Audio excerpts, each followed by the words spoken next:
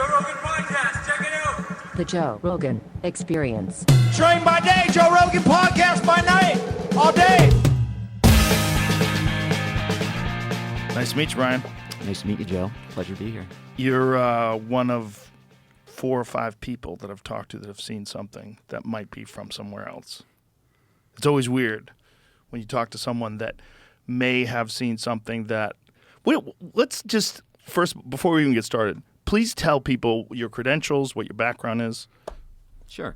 So, my name is Ryan Graves. I have an engineering degree, mechanical and aerospace engineering. I promptly left doing that to go fly F-18s for the Navy as soon as I graduated college.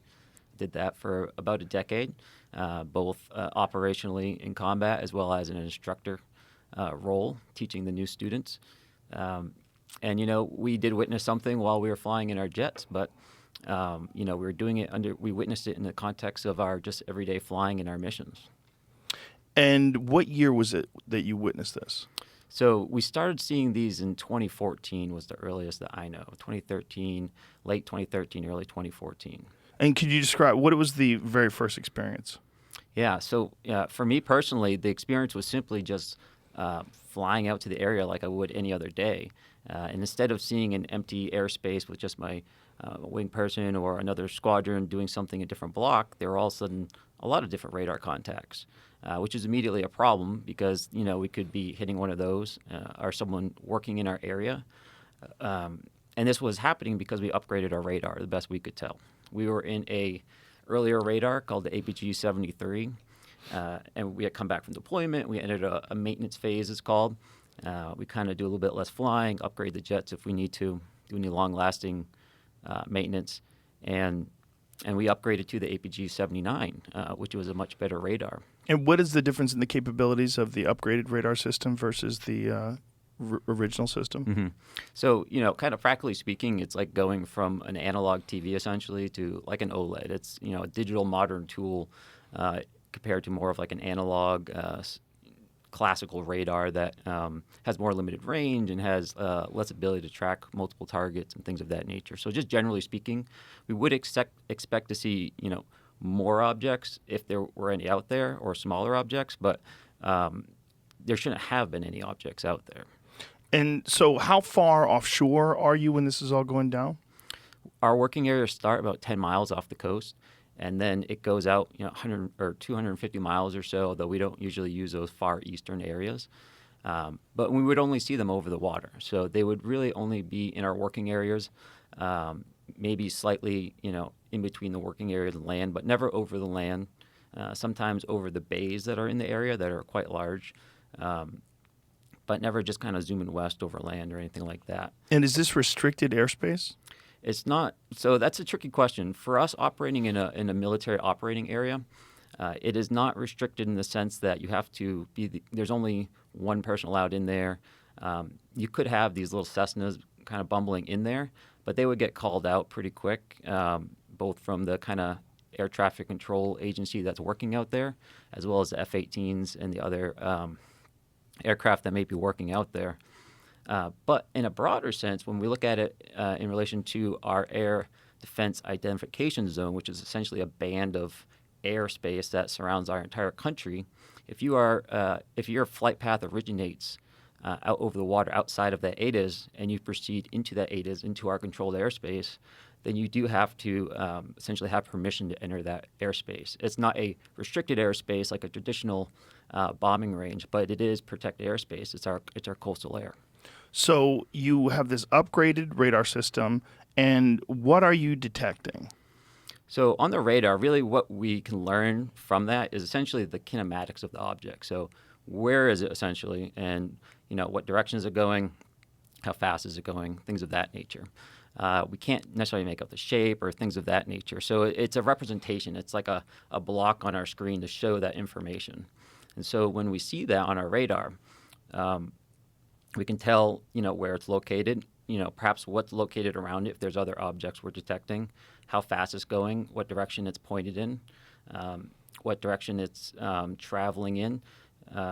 So we call that velocity vector. So if we see this essentially little circle have a tail coming off of it, and that tail kind of represents the nose of the vehicle, at least as its flight path is going.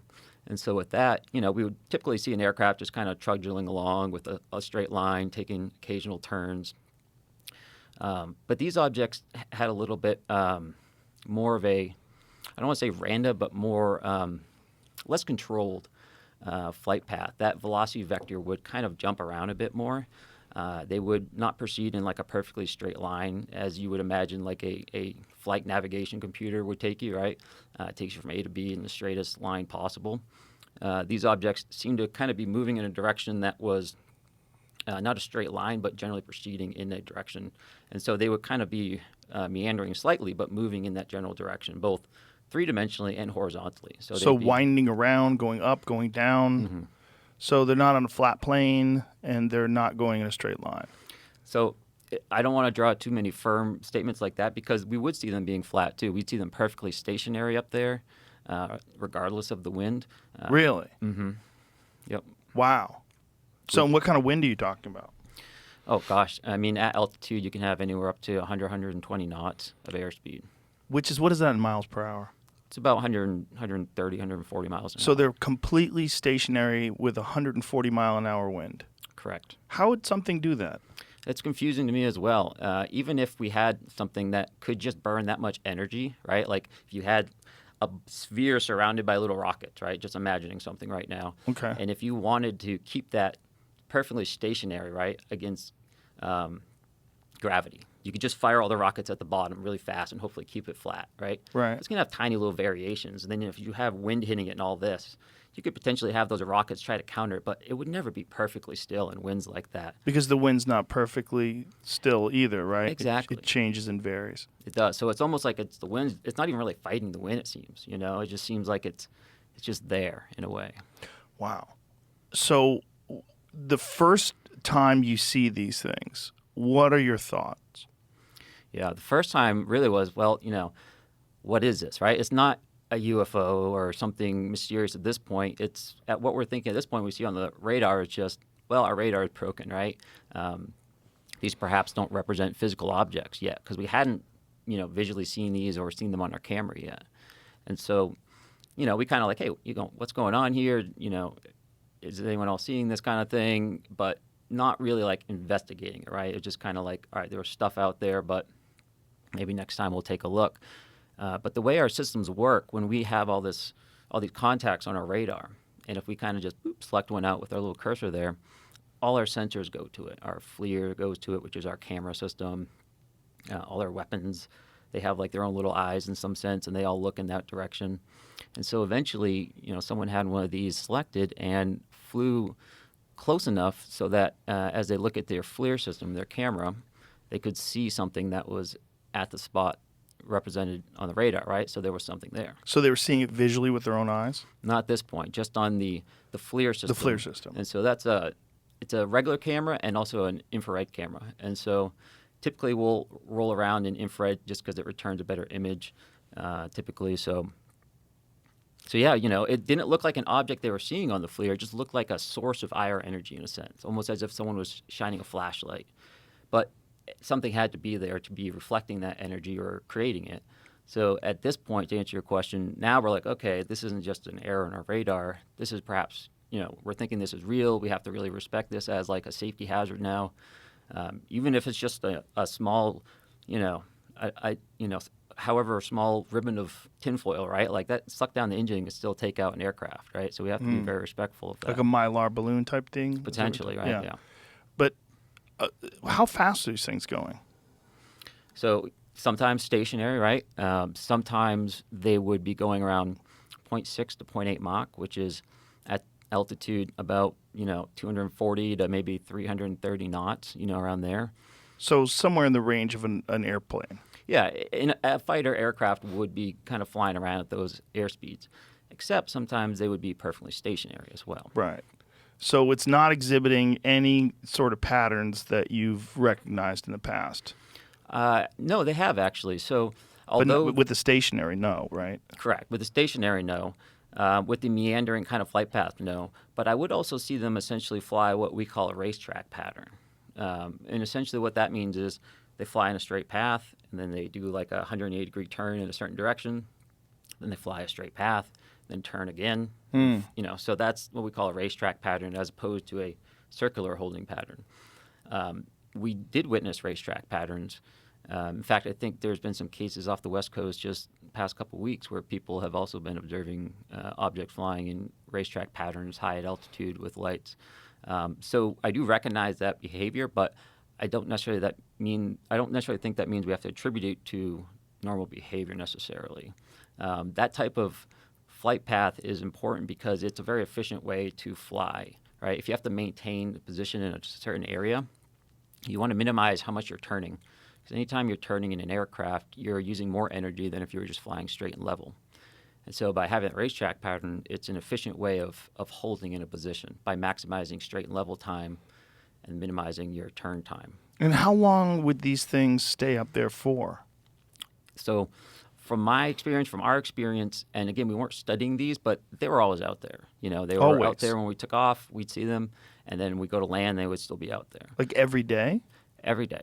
Every day. Every day. So you guys go from not having any idea that these things are out there to an upgraded radar system to seeing them every day. Yeah.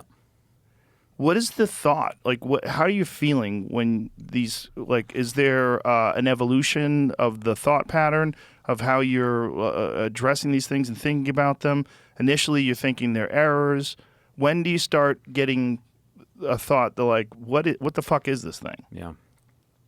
So that happened when we visually saw one. And the first time we visually saw one, the object was directly at what we call the entry point of the area. So, that box that I told you about in the sky that starts 10 miles off the coast, there's a particular GPS, location and altitude where incoming traffic will fly in. And outbound traffic will fly in the exact same spot, but will fly out 1,000 feet lower. There were 2 aircraft from my squadron, VFA 11, and they flew, took off as a flight of 2. That means they're essentially flying in a formation like this. And as they hit the area, one of these objects went right between the aircraft. The lead air crew saw the object. The Dash 2 aircraft crew did not, which is not surprising because they're usually, you're very focused on flying formation. You're just staring right at that aircraft. The lead really has actual leeway to look around. So he saw it, and he immediately came back. I have to assume he didn't have it on his radar because he wouldn't have flown through this object at the entrance point. He turned around, flew back, landed, and I was in the ready room when he come back, and he had all his gear on, which typically is not a good thing because you want to get that stuff off as fast as possible. So usually means there's a problem of some nature, and he was just sitting there saying, "Hey, I almost hit one of those damn things." And we all knew what he was referring to, even though we didn't necessarily have a name for it, just because we were seeing these so much. And he described it. He described it just as a black or dark gray cube, and that cube was inside of a clear or translucent sphere. And essentially, the apex or the corners of that cube, best he could tell, were touching that inside of that sphere. And that description mirrors many of the descriptions that people have had of these, whatever you want to call them. Whether they're calling them UAPs now for some strange reason. UFOs is I don't know. Does it have a dirty connotation to it? And is it tainted because of so many crazy people talk about UFOs? Is that what it is? It does come with a lot of assumptions baked in. It baked in.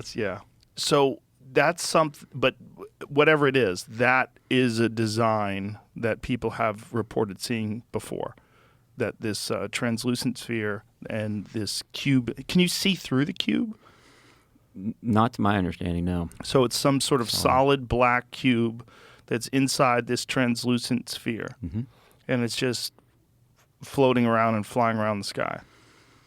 So, that's a good point. Is it floating around? Is it flying around? It's doing both, which is strange, right? Because you could think of that description and go, okay, that's kind of some kind of weird balloon maybe with stuff in it. And that's certainly, one way. If you just view that angle of it, then it seems explainable. But when that, the balloon-like object starts cruising around at, 0.8 Mach, that nullifies that particular idea. And you'll see that a lot where it's not just like that one picture, that one behavior. It's really, you kind of have to zoom out a bit and look at everything in relation to each other and say, okay, why is this weird? Okay, it was hanging out in a racetrack pattern. That's not exotic, but when you learned it was doing it for perhaps 13 hours.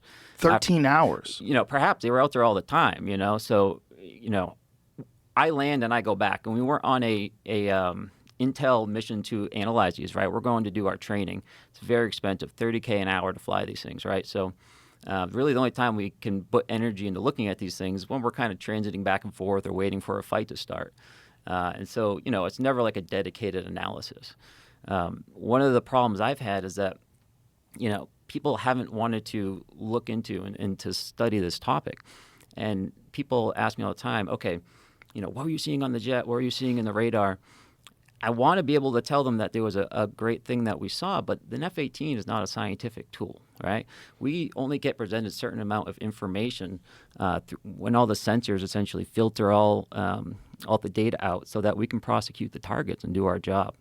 It's not some type of like analog, information we receive. So, just because, say, something is showing jamming on my radar from one of these objects doesn't mean the object is executing, electronic warfare to jam my jet. It just means that, it's doing something to our radar signal, and when it comes back, our jet is processing it like it's EW. So we need to get proper scientific tools to do an analysis on these objects instead of basing, a lot of our analysis right now just on tools of war that aren't built for that. Right. How long can you guys stay up in an F-18? If we're dogfighting, about an hour.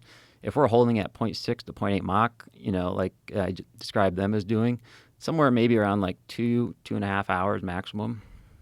And you think that these things are up there for far longer than that? Mm-hmm. So how big was this thing when this guy saw it? So it's very difficult to tell in the air, but because they were flying in formation, we can make some estimated guesses essentially, and that's what we did when we talked about it afterwards, right? So the aircraft were about 100 feet apart. This thing, they estimate it essentially split the section, which means it went more or less right down the middle, but slightly closer to lead, which would put it somewhere less than 50 feet, on average, if they're about 100 feet. And then he essentially used that size reference to say, hey, this might have been somewhere in like the 5 to 15, foot diameter. It's, not a tight guess, but that's the best we could come up with.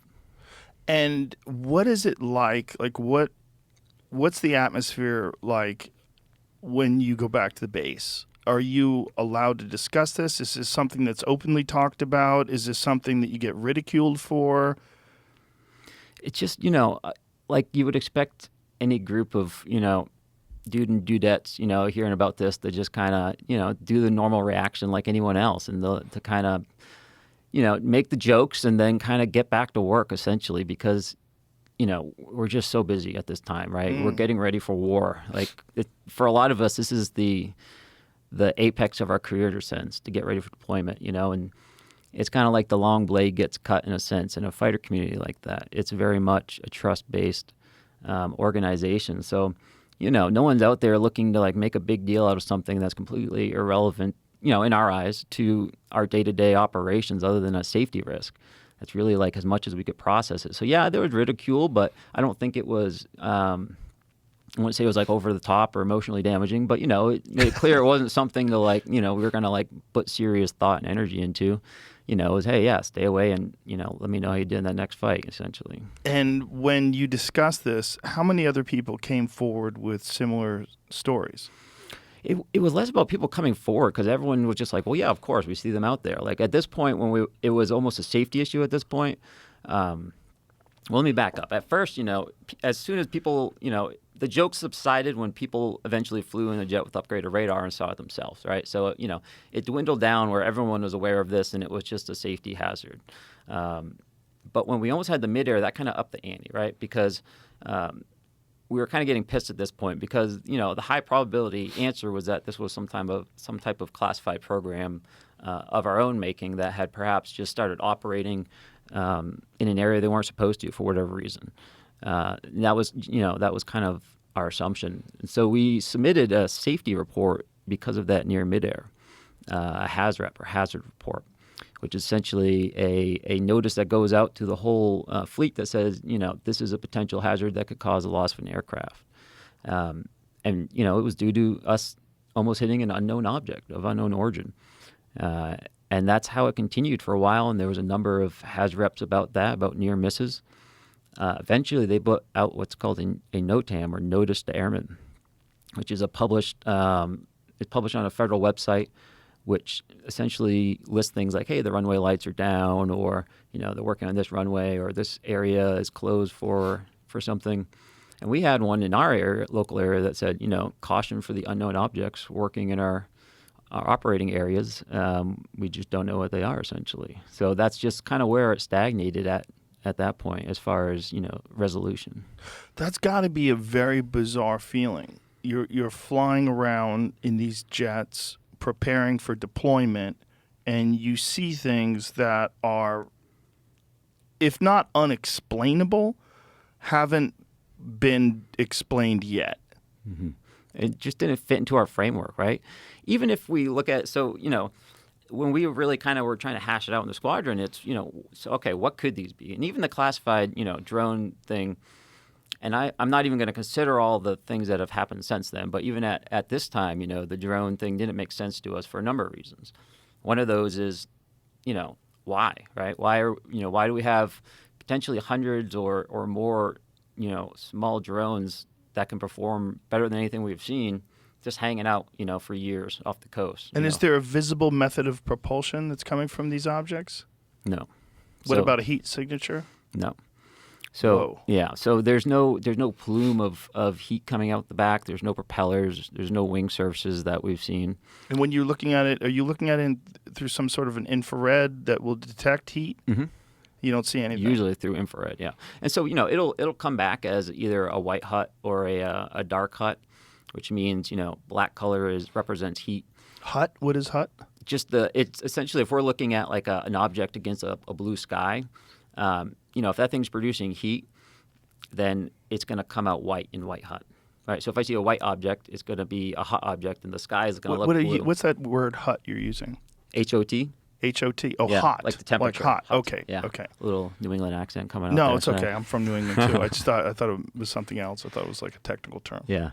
And I say that just to say that, it would just be like either all like completely one temperature, essentially, right? It wasn't like the skin of an aircraft you could see. It was just kind of like an emission of IR energy, like a flashlight, right? Sometimes, most of the time, it would be cold. It was like a cold object. So it didn't appear to actually be emitting heat. There were times when they did appear to be emitting as hot objects as well. So we did see both. So I don't know what to make of that. Was there a difference in the way they were moving when it was exhibiting heat? Not that I know.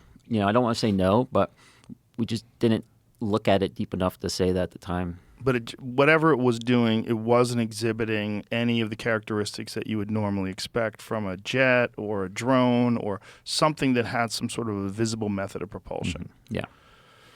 Wow.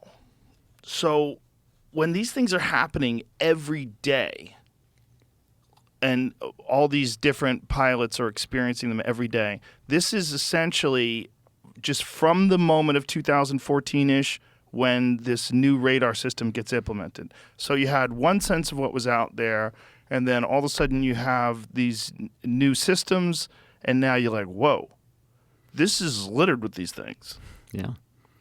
What is that like? What is that like? What for you personally? What does that feel like? It's just comforting. We spend a lot of time and energy on the most basic aspects of flight, in a sense, right? Because if you can't just operate safely, right, you can't come back and land and manage your fuel and not bust through altitudes and all that, you can't do all the other stuff, right? And so we're very particular on those type of details. So to have someone operating in that area would be a massive oversight. So it was, in a sense, we kind of, at least I felt a bit let down, right? It was like, someone should be willing to look at this and deal with this problem, if it was going to constantly, it was not that it was constantly getting laughed at, it's just we always had bigger fish to fry, essentially, right? Which I respect and I understand, but it doesn't mean we completely ignore that, right? And we have to do more than just we have responsibility, I think, as aviators when we're up there to report really what we're seeing, because we're on the front line of what we can see up there. And if we don't have the command or operational support to tell the truth about what we're seeing up there, then things have to change.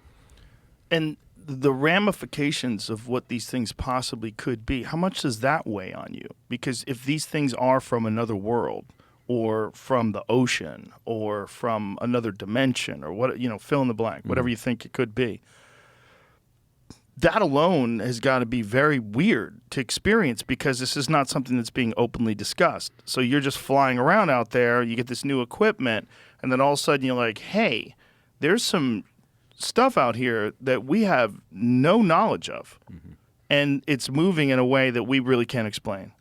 What is that like?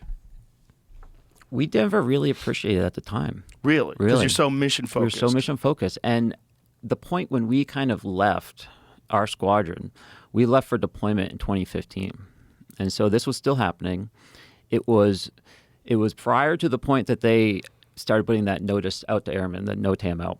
So they had still not even got to the point to have that general notice out. It was just people sending out the occasional hazard reports and left from an individual squadron. And then we left for deployment. We left for workups first, I should say. So let me backtrack a little bit. As we get ready for deployment, we have our date where we leave. But then about 6 months prior to that, we're gone to the aircraft carrier and to different training training areas to essentially get ready for that deployment and practice like we play. So, right, we start going with the boat, we live on the boat, we start doing tactics off the boat.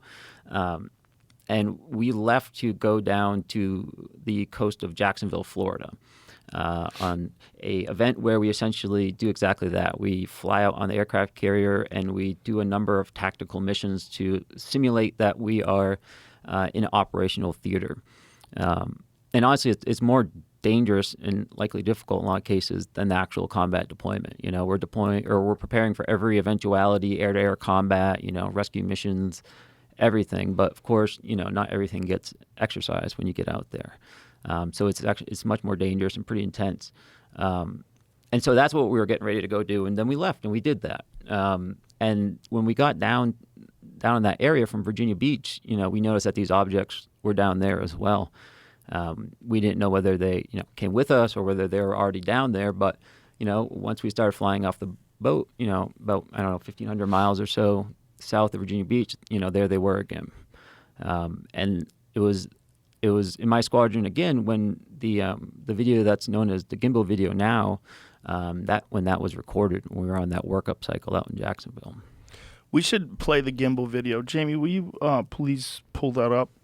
Because I want you to kind of give us an understanding from your own expertise, like your technical understanding of what we're looking at.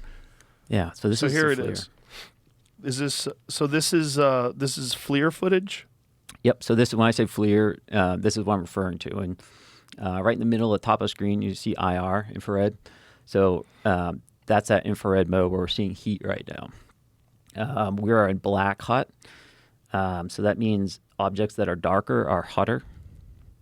So this object right in the middle is putting heat out. And right now it appears to be rotating. Is that what it was doing there? Yeah, exactly. So we do see this object rotate. I mean, it looks like a gimbal. That's why it's called it, I think. I didn't name it. But we see the object essentially rotate from what looks like a horizontal position here. Those lines above it represent the horizon, so it's essentially parallel. There it goes. And it's hard to make out the shape of this thing, but it seems almost like a disc with like a crown on the top and the bottom. Yeah, kind of like it looks like almost like a little bit of energy coming out from the poles there, if you will. That's kind of how I describe it. I see like a little bit of the dark, heat emanating from there, or the energy as I call it. And is there any way from this video, from this equipment, to detect how large this thing is? There is. So the velocity vector in the middle there can be set to a particular size, and that size correlates to a particular length.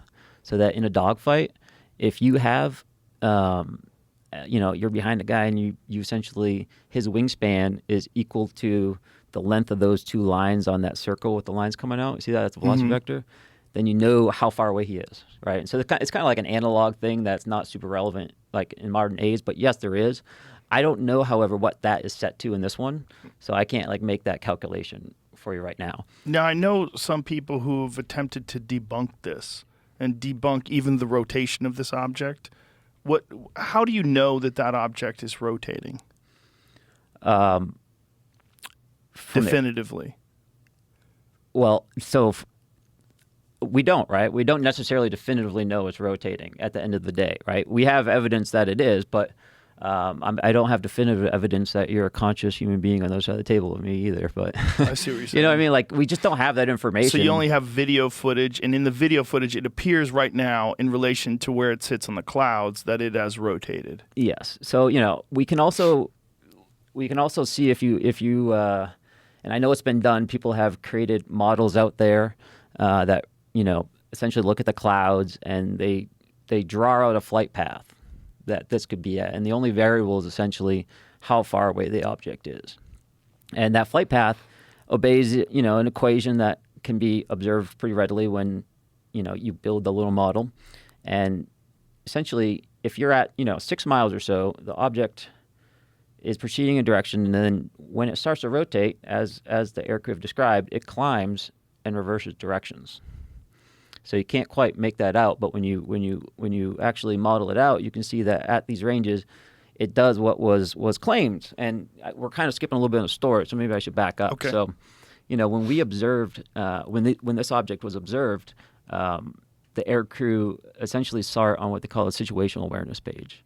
And so that is a God's eye view of all the sensor data and everything else that our jets and other jets put out, right? And so we can put cursors on and move around, select stuff. And what the air crew described during this video verbally is a formation of objects and then the gimbal object. So what happened was, we had all gone out on an air-to-air training mission during this workup cycle off of the aircraft carrier, the Theodore Roosevelt. And again, we're off the coast of Jacksonville, Florida. And, there's like 4 or 5 or 6, red fighters, which are our own guys or gals acting as the enemy. And then we go up and act as the blue fighters and go do our tactics. I was part of the flight. We all flew up there. When we kind of run out of gas during the fight, you kind of just return by yourself. And if you still have gas, you continue the fight type of thing. So we don't always fly home together. And in this case, the air crew from the gimbal video, they knocked it off and started flying back to the boat. We don't go like directly back to the boat when we run out of gas. It seems counterintuitive, but we have to wait for our landing time. We can't just come back and land earlier. So it doesn't really matter where we are as long as we're nearby. And we just slow down to what we call our max endurance speed, right? So we just kind of cruise around, putt along out there, and just hang out until it's our time to land. And so, while they were doing this, they noticed that there was a group of contacts on their situational awareness page, again, from their radar. And they're like, hey, maybe this is like a penetration test, because they'll launch aircraft from the coast, like old fighters or, just things that can move relatively quick, but, not necessarily there to engage us in a dogfight, to see if we can detect them and intercept them in time and things of that nature, part of the overall training. And so when they saw these objects, that's what they thought this was. And so they started flying over to it. And they got about, 6 to 7, 8 miles away. 6 to 8 is what the air crew told me. They didn't want to get any closer because it was nighttime at this point. They couldn't see the object, which is why they were only in the IR mode. And they essentially, they checked out for a bit and then circled a bit and then flew back essentially as it was time for their recovery. But what they saw was, you saw the gimbal object that we saw in the film, but there was also a formation of like 4 to 5, I might say 6, I don't remember the exact number, but somewhere in the 4 to 6 range, objects that were flying in a wedge formation. So essentially like a triangle without a base. And those objects were kind of proceeding along the same line as the gimbal. From my recollection, the gimbal was, slightly behind that formation, and offset below it. And so that formation essentially kind of just turned in a, I'll call it left-hand turn, in a normal radius of turn to slightly less. But they got all jumbled up. So they just started turning instead of like a clean turn where they all kind of stay in the same spot, kind of a big sweeping thing. Instead of that, it was a lot tighter, and they kind of broke down. They didn't look like they were in formation anymore in a sense. They were kind of scattered about. And I can't tell which one's which really out there on the radar looking at it. So I don't know if they came back in the same formation, exact same position, but when they rolled out 180 degrees out, basically reversed their direction, they kind of got back into similar, if not the same, formation, proceeding the opposite direction. And during this time, the gimbal object, again proceeding, call it left to right, trailing this formation, while it kind of executed its radius of turn, the gimbal just essentially was continuing in a straight line, and then as if it like pinged off a wall, just reversed direction to follow that formation. Once they had started flowing in the opposite direction, so no Just turn stopped, radios. stopped in midair and went backwards. I wouldn't even say stopped. It just seemed like it just like never stopped. It just went ping. Wow. And that's how we saw it from the situational awareness page from looking down, right? And so when you lift that up and look at it from the side, what that ping motion looks like is a U-turn, a vertical U-turn to go in the opposite direction, right? So it climbed to reverse its turn to flow in the opposite direction within about 500 feet, which is very tight turn. I think an F-18 needs like 6,000 feet or 4,000 feet to do a turn like that. Wow. Yeah. So there's nothing that we have as a drone that's capable of moving like that? So, yeah, again, if you just look at one particular case, it's like, all right, so something climbed vertically and proceeded in the opposite direction. Like, that's not the sexiest thing in the world. But then let's look back in context and say, okay, we're 350 miles off the coast in protected airspace around an aircraft carrier, with only fighter jets in the air.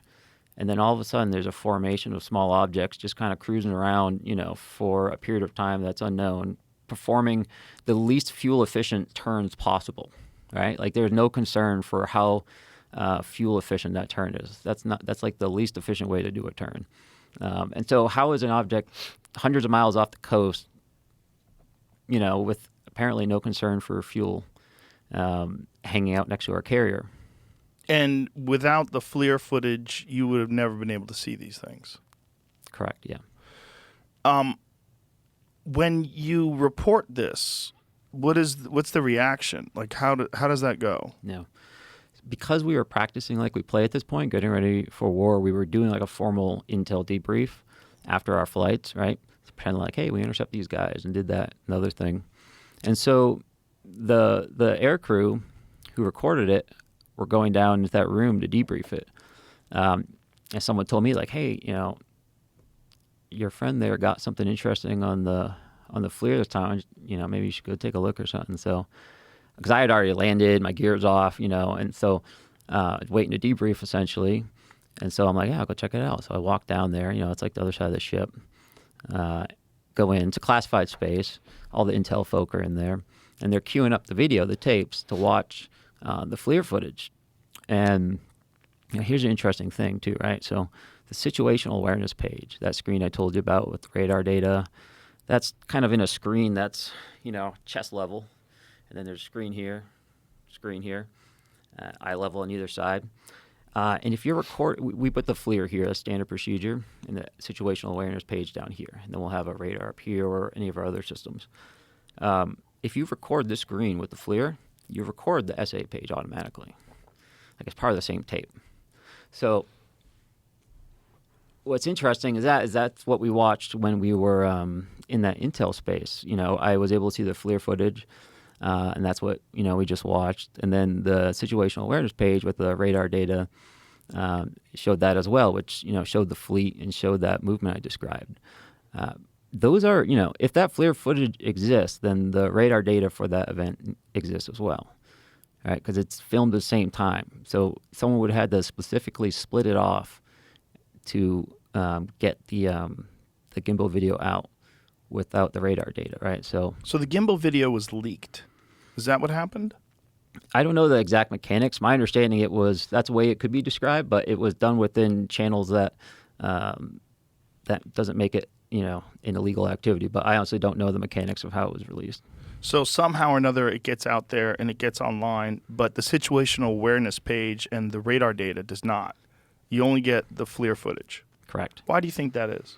I think there's good reasons for that. I don't think it's overly mysterious. Our radar sensor systems are our primary sensor out there. They're how we employ our weapons. And that's all fine. I think that's completely reasonable to not have that released.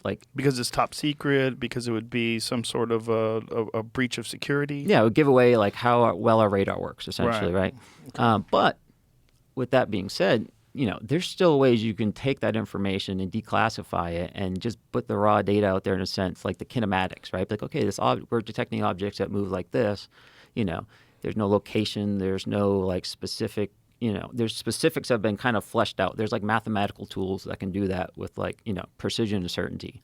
So there are ways to declassify that data.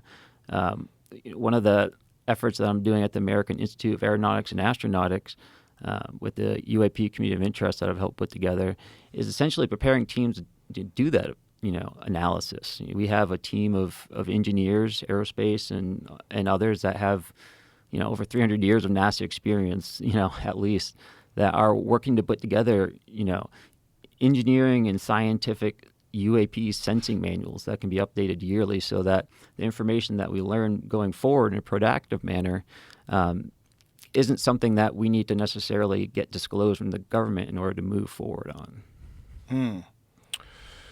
So when you're watching the FLIR footage and you're looking at the situational awareness page and you're seeing these objects, you've already had experiences with these things by then? So the gimbal with was new. Something.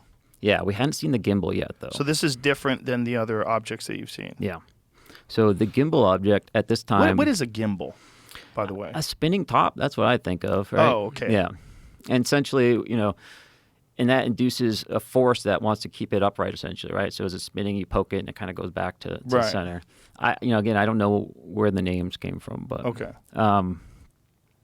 But this particular shape of UAP, you had not witnessed before. Had you heard of something like this before? No. No. And let me say, it's not necessarily the shape that, well, one, gives it the name, and even...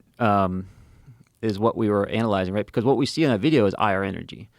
And that could be anything. Is there a plasma field there, but the surface is smaller, or is there some type of energy out there or heat that is masking the shape of the object? We don't really know the size or the physical shape of the object from that image. Right, you're just getting the signature. Mm-hmm.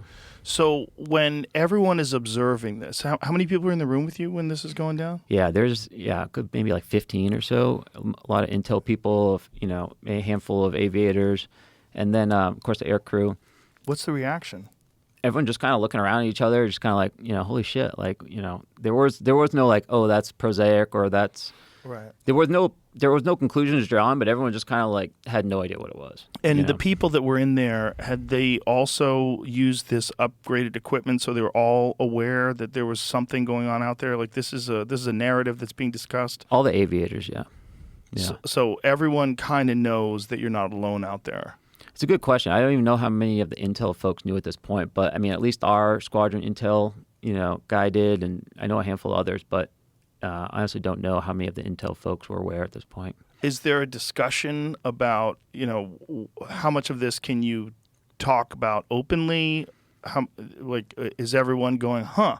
Like, what is it like? Yeah, pretty much that, right? And kind of just waiting for someone to provide some, leadership on this. So, like, what the fuck? What leadership is available if an alien spacecraft shows up? Well, apparently they called the admiral, right? So they're like, let's see what the admiral thinks. And so I kind of slowly walked into the shadows so no one kicked me out, Right? Because you want to know. Yeah, I want to see what his reaction at least was, And he came down in a couple minutes and he watched it for like 5-6 seconds and just turned around and was like, and just walked out. Whoa. Yeah. So I was like, I think he's clearly seen this before. Yeah. Yeah. Yeah. That's my thought. That would immediately be my thought. If he's just going, like, unless he's so fucking jaded. The guy who's seen so much might be worse. shit. Yeah. Holy shit. Yeah, maybe you need to retire, buddy. You've seen too much shit. But I would imagine, if that's his reaction, that this is something that he's observed before. So fast forward a couple of years, and we'll come back, but I had at this point talked to various people on the Hill and had been involved with some people that had looked into this, and one of them mentioned to me, hey, your inclination was correct. After he saw a video, he essentially came back and called us to report that these fucking objects were still, in his airspace, and we're looking for some type of answer of what to do about them. Wow. And was there any sort of conclusion? Like, is there any sort of protocol that gets established afterwards to what to do when you encounter these things? So to answer that in the worst way possible, we walk back to our ready room, and of course then we're all like, talking about it and like, what's this? Because we've seen the other objects. Like, from the best we could tell, the formation represented the objects we were used to seeing off the East Coast, but the gimbal was new. And, now we're building theories because it's like, well, this is different. We're starting to get a little more interested. And, essentially someone just came in and just said that was enough, essentially. Stop talking about it? Yeah, and it wasn't like it was, here's an NDA or anything like that. And it wasn't really even anyone in a position to order that if they wanted to. But it was just like, all right, just another weird thing here at this point. And again, we're in a super stressful time, right? Like, right. 18-hour days, it's a stressful time. But yeah, I look back and I feel like I have to defend that decision because it's like, why weren't you more curious? Why weren't you more into it? Or why didn't you think to explore this part of it? But yeah, we were just busy. We were just so focused on what we were doing and trying to do it the best we could. When you guys are alone, like if you're having dinner or you're just alone having a beer, do these things come up in conversation? Yeah, absolutely, especially over a beer. Yeah. Are there more different shapes and more different types of these objects? The observations off the East Coast, we talked to other people in other squadrons with similar capabilities, and they were describing it the same way, the Cuban sphere. Same color, same, everything. And does that seem indicative of things that you only see on the East Coast? So far as I know, that again, I wish there was a better place to answer these questions, but part of the reason I don't have answers is because we've just refused to look at this for so long, right? There's just never been data collection so far as, I know. And so, these would be questions we could answer that if we had started looking at this 20 years ago, perhaps, that we could be answering now. But, we have to collect a lot of data. And, it's interesting because we have really two ways of doing that, right? There's leveraging the world's best sensors and things of that nature through the U.S. government. And, of course, all that is always going to be classified, and it's always going to be difficult. And then, on the other hand, there's really discovery, right? I mean, we don't have to just wait for the government to tell us, what's right and what's wrong and what's real on this topic, right? We are in an age now where technology and democratization of tools, essentially, and access to space, is moving it so, we can verify and move the topic forward without being hand-fed, perhaps, from the people with the world's greatest sensors. That makes sense. Yeah, it does make sense. How many different types of these objects have you heard other people discuss? There's the circle that has the cube inside of it. There's this gimbal thing, which you don't really necessarily know what the shape is.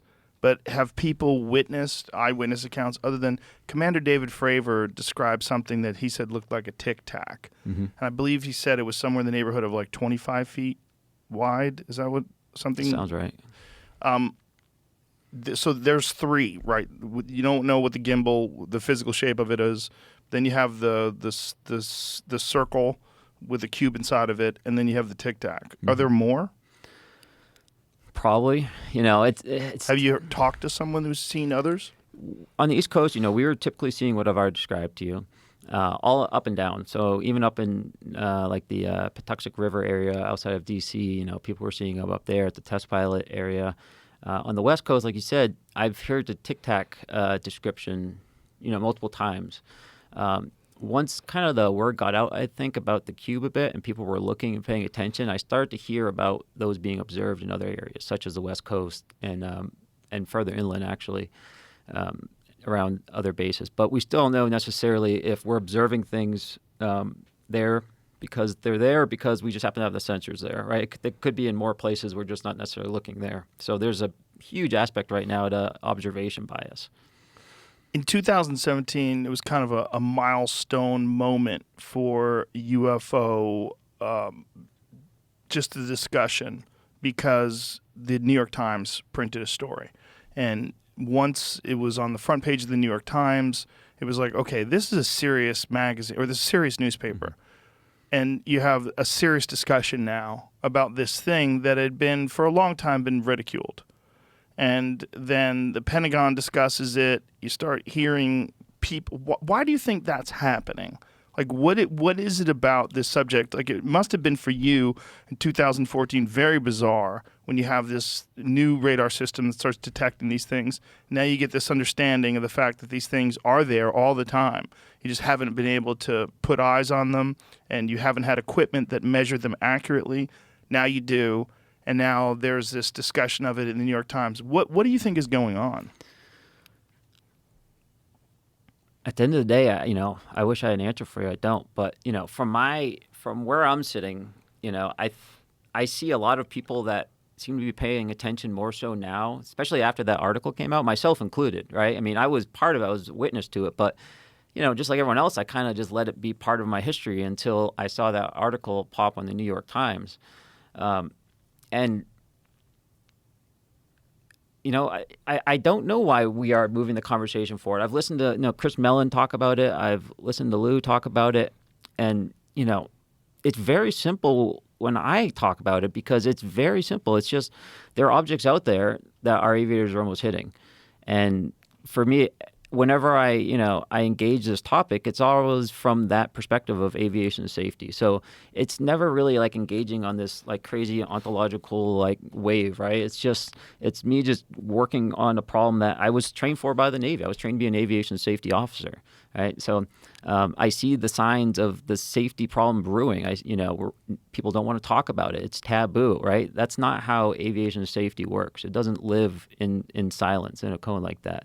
You need to share lessons learned, and the government gets it now. The DoD gets it. That's why the air crew have a reporting mechanism now. They can come back after their flight, after they've seen one of these objects, and they can report it. And, I understand that reporting mechanism has an area where they can describe the shape of it. So my hope is, we can answer that question of yours once that data gets released. I hope it will at some point. It's classified at the moment. Do you have any understanding of how often these things get reported?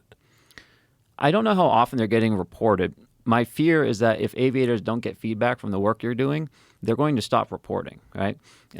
If you just keep reporting a safety hazard every day and it's just data collection and nothing solves it, then eventually you're just going to say, what's the point? Right. I'm going to just do my thing.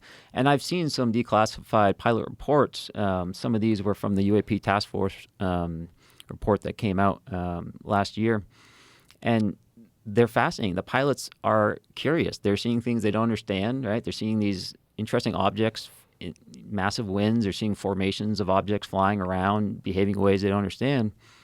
And they're looking for more. They're saying, hey, if you have any more questions, please reach back to me on classified if you need to.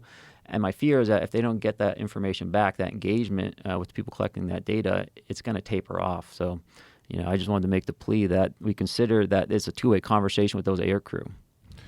Christopher Mellon, when I talked to him, he was saying that there's a lot more data, a lot more evidence out there that hasn't been released. Mm-hmm. And his understanding of it is that what you're seeing is just the tip of the iceberg, and that there's high-resolution photos and videos, and that some of it is, for lack of a better word, disturbing, because you're looking at something that doesn't make any sense in terms of what we understand, what's physically possible with the technology that we have access to today. Yeah. I have some volunteers within the AIAA work that I do that, have been in a position to do that, right? Now that, again, there's been a new reporting mechanism, we're kind of moving into a new age with this. I can't speak to all the data that may be out there for the past, X years, right? Again, it comes with a lot of assumptions and a lot of unanswered questions. But from the new reports that they've started fresh with the Navy, and I applaud them for, standing up and taking the lead on that, the reports that we see is that, this has continued to be a problem that is occurring. The number of objects, they seem to be increasing. It seems to be happening everywhere we're looking, so Navy bases on the West Coast, in other places in the U.S. and on the East Coast are seeing them. Yeah, I'll just stop there for a minute. Sorry. I do that occasionally. It's such a squirrely subject, man. And I'm really fascinated by the fact that these sightings seem to occur on a regular basis over the ocean. And Jeremy Corbell, who has had video leaked to him, I use the air quotes leaked because I don't know exactly how this is happening or why it's happening or why. I assume they're focusing on him because he's capable of releasing it in a very high-profile way. If he releases it, people are going to pay attention. But one of the videos is of a transmedium device, something that is apparently someone in the military filmed this, that it was flying above the ocean and then went into the ocean. When you're seeing all these things, they appear around the ocean. Why do you think that is? Do you have any speculation? Well, it's we're pretty blind down there at the end of the day, right? We don't have as good a SAL say or as much presence in the ocean as we do in the air, I would say. Yeah, we do have a lot of sensors and we can likely see certain things, but radiation, electromagnetic radiation, doesn't propagate very well through water like that. So in a way, it's kind of be a good place to hide, I would suggest. Yeah. There's talks of hydrogen being a useful fuel source, and of course, plenty of hydrogen in the water. But this is all just pure speculation. I really don't know at the end of the day. But when the video that you mentioned with that kind of trans medium behavior went, directly into the object like that. I'll just say that, that is very unique to see objects like that. People argue about the shape or anything like that, but even if, these objects are coming from, call it a near peer threat, right? And they're still able to do these types of behaviors. At the end of the day, it really comes down to technological surprise, right? Whether that's an adversary on Earth or whether that's, something else. It's the same process of understanding what the capabilities are so that, come 2024, 2025, we don't have, a surprise that we can't counter, whether that's, hypersonic objects flying around that happen to be UAP or whether they happen to be missiles, right? It's essentially the same problem. The problem is, we don't know if that's coming from an adversary or whether it's coming from an alien. Mm-hmm. And so we don't know how to react, whether this thing is observing us or whether this thing is an actual physical threat. I've used the word threat before, and for me as a pilot, when an aircraft is flying around out there and they're not talking to me, right? Like say they came into my area and I'm the only one out there, and there's an interloper. That aircraft's a threat to me. It doesn't mean he has hostile intent necessarily, but my aircraft could be lost if I have a midair. If I start doing some tactics and I forget he's there, and now I'm, zorting through his altitude. So he's a threat, very simply. Doesn't mean it's a bad guy or he's got, explosives on his plane. But it's the same way when I talk about these being a threat for aviators out there. It is a safety hazard. Someone could die. We could lose aircraft. I don't think that these objects are displaying hostile intent out there. But even just observation and collection of our, electronic warfare, our communications, our radar frequency, all that information, if it was an earthly threat, that would be very useful information that they could look to back engineer. Has there ever been any sort of design or discussion of some sort of a craft that can operate in a transmedium way, that can fly through the air and then go into the ocean? Nothing that I've seen that's been created, really. I mean, how would a propulsion system work that would go from the air into the ocean, based on what we understand about like the abilities that we have today? Sure. On the surface, like to go from air to water isn't necessarily a complete challenge, right? Like you can imagine something that can get dropped into the ocean and perhaps move around, or some type of mini submarine that comes up and then launches a UAV, right, and flies away. But just to be clear to people listening, that's not necessarily what we're talking about. We're talking about an object that is moving at a relatively, quick pace and enters the water as if it wasn't there. And is that what you understand? Yeah. Yeah. So the way I understand it is it just went right into the water. And so, that's incredibly interesting for a number of reasons. Propulsion in the air versus propulsion in the water is, typically pretty different. And once you start talking about high speeds underwater, that kind of goes out the door. High speeds underwater, 200 miles an hour or higher, is not like 200 miles in the air. And so when I think of something that can operate in both, the first thing I think of is that, neither are concerned because of its operating system, whether that's air friction or whether that's, the water drag that it would be exposed to. That's like the first kind of like out there thought as far as how this could operate. It would somehow be affecting, the air or the water, right, the liquid around it to move it around the aircraft or to, negate the effect of all that force, right? Because moving underwater is just so much pressure, so much friction that it's just so hard to go fast. Did you watch that Jeremy Corbell documentary, Bob Lazar, Area 51 and Flying Saucers? I did. What did you think of that? It was interesting. I got a cool story for you here. When I was a kid, I was an avid explorer of the internet. And I had stumbled upon what I thought at the time was the coolest possible website ever. There's this guy selling all sorts of like radioactive rocks and like cool scientific equipment. And I was like, this is the coolest website. Like, this is why the internet was built. And fast forward, many years later, I learned that, that was Bob's website. Oh, United Nuclear. Yeah. Oh, wow. I heard it. It might have been in that movie actually, or the documentary. And I was like, holy smokes, like that's that guy. But the story's fascinating. Here's my only, I don't want to say I believe or disbelieve because this is such a controversial area when people start like drawing these, conclusions. So, I want to be able to establish the ability to do real science on this topic, right? Like I want to be able to, get a material or to get a bit of information and have a real peer review process that is going to look at that information objectively without the stigma that UAP have had. Even Bob's story, right, comes with, people either, hate it or love it. Yeah. It's very controversial. But at the end of the day, data is data. And if we can, perhaps get element 115 or some other thing that could be used to do an analysis and we can write papers, we'll have a process to take that forward and be able to say, hey, here's now a flag in the sand that we can kind of move science forward on this, unique topic. And if the people that haven't seen the documentary, what Ryan's referring to with element 115 is something that Bob talked about in the late 80s. And what he describes is a reactor that uses this element called 115 that was theoretical in the late 80s, but then proven in somewhere in the 2000s. Was it 2000? Was it like 2009 or something like that?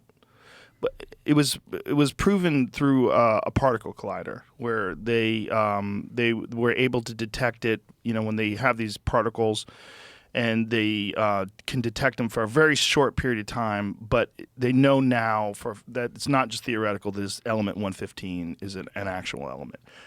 In the first discussions that Bob Lazar had about this, he claimed that there was a stable supply, a stable version of element 115, and that this element 115 was used to make some sort of a gravity field, and that was the method of propulsion that these crafts were using, and that they exhibited a method of flight that is very similar to the gimbal.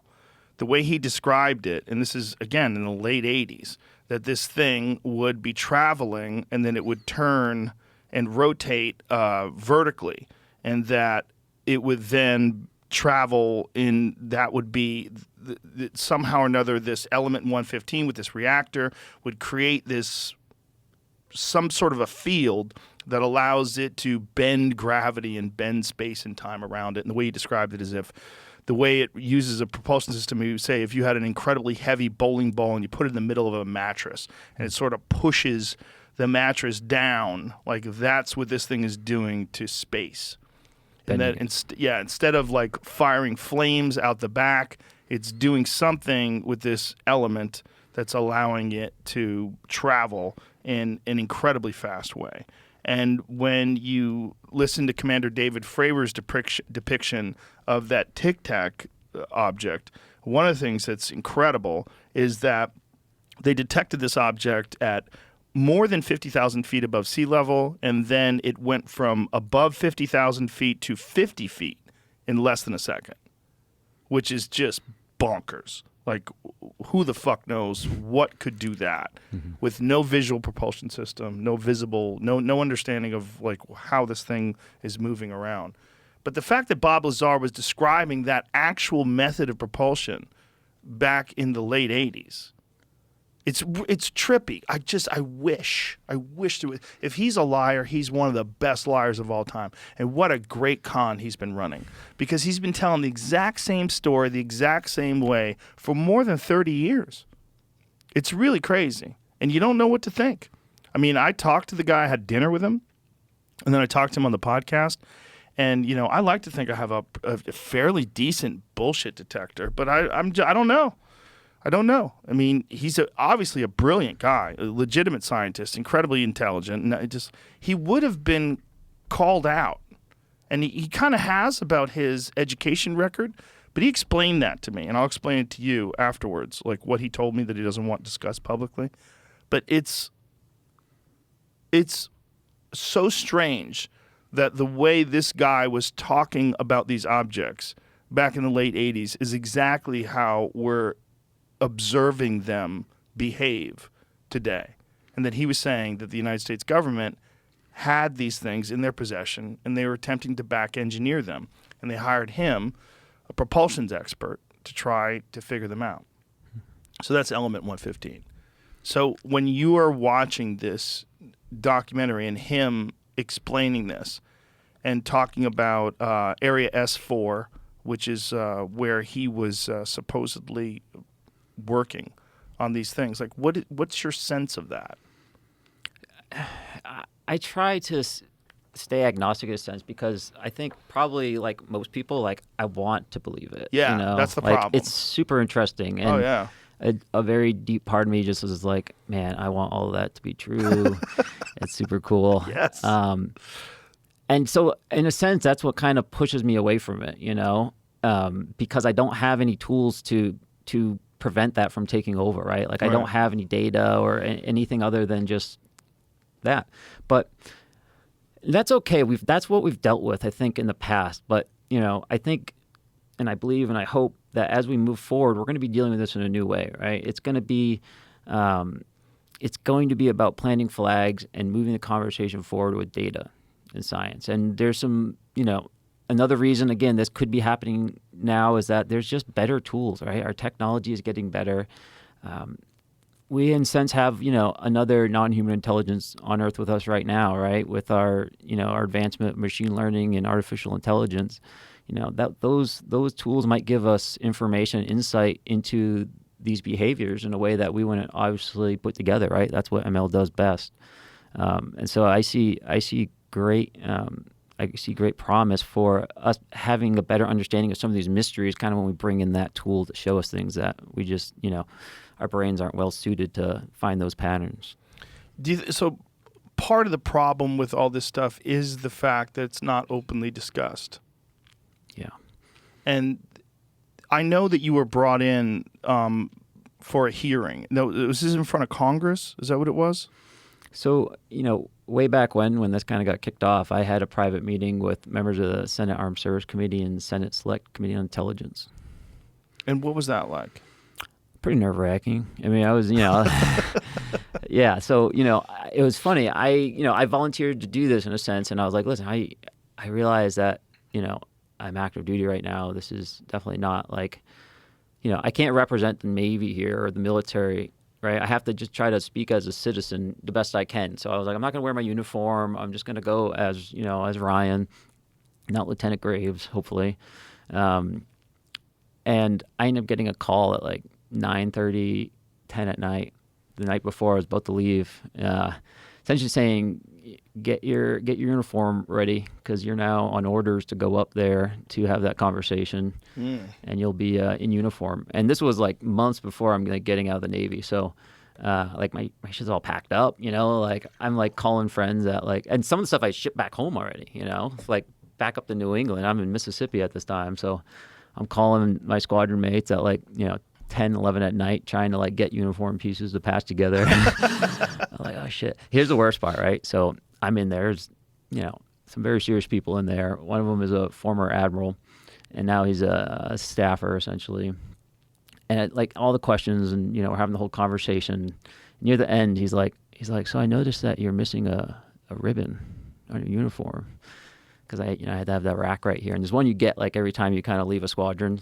They're no big deal, but I didn't have it. It's just like the stores were closed. I couldn't get it in time. He's like, did you leave your squadron on a bad note? Because I didn't have that medal. I'm like, oh shit, no. But he was pretty cool about it. But yeah, that was probably the most stressful part. You have to explain the whole thing that you didn't know you were coming in uniform? Yeah, pretty much. Yeah. I just told the story I just told you to them. Okay. They loved it. Well, I'm sure they were probably thought it was funny that you were so nervous about it too. Yeah, I mean, I'm at a table, not unlike this one, but much bigger. And I'm, at the head of the table here, and on your side is like all the DoD folk and like executive branch representation. And I'm on the other side is all the SAS and Senate intelligence folks. And I got essentially walked over by a handful of admirals that were in various roles from that point. This was an unexpected part of my trip. I was supposed to just go talk to them, but part of me coming in uniform was that I needed to have a conversation at the Pentagon right prior to that. To what to discuss and what not to?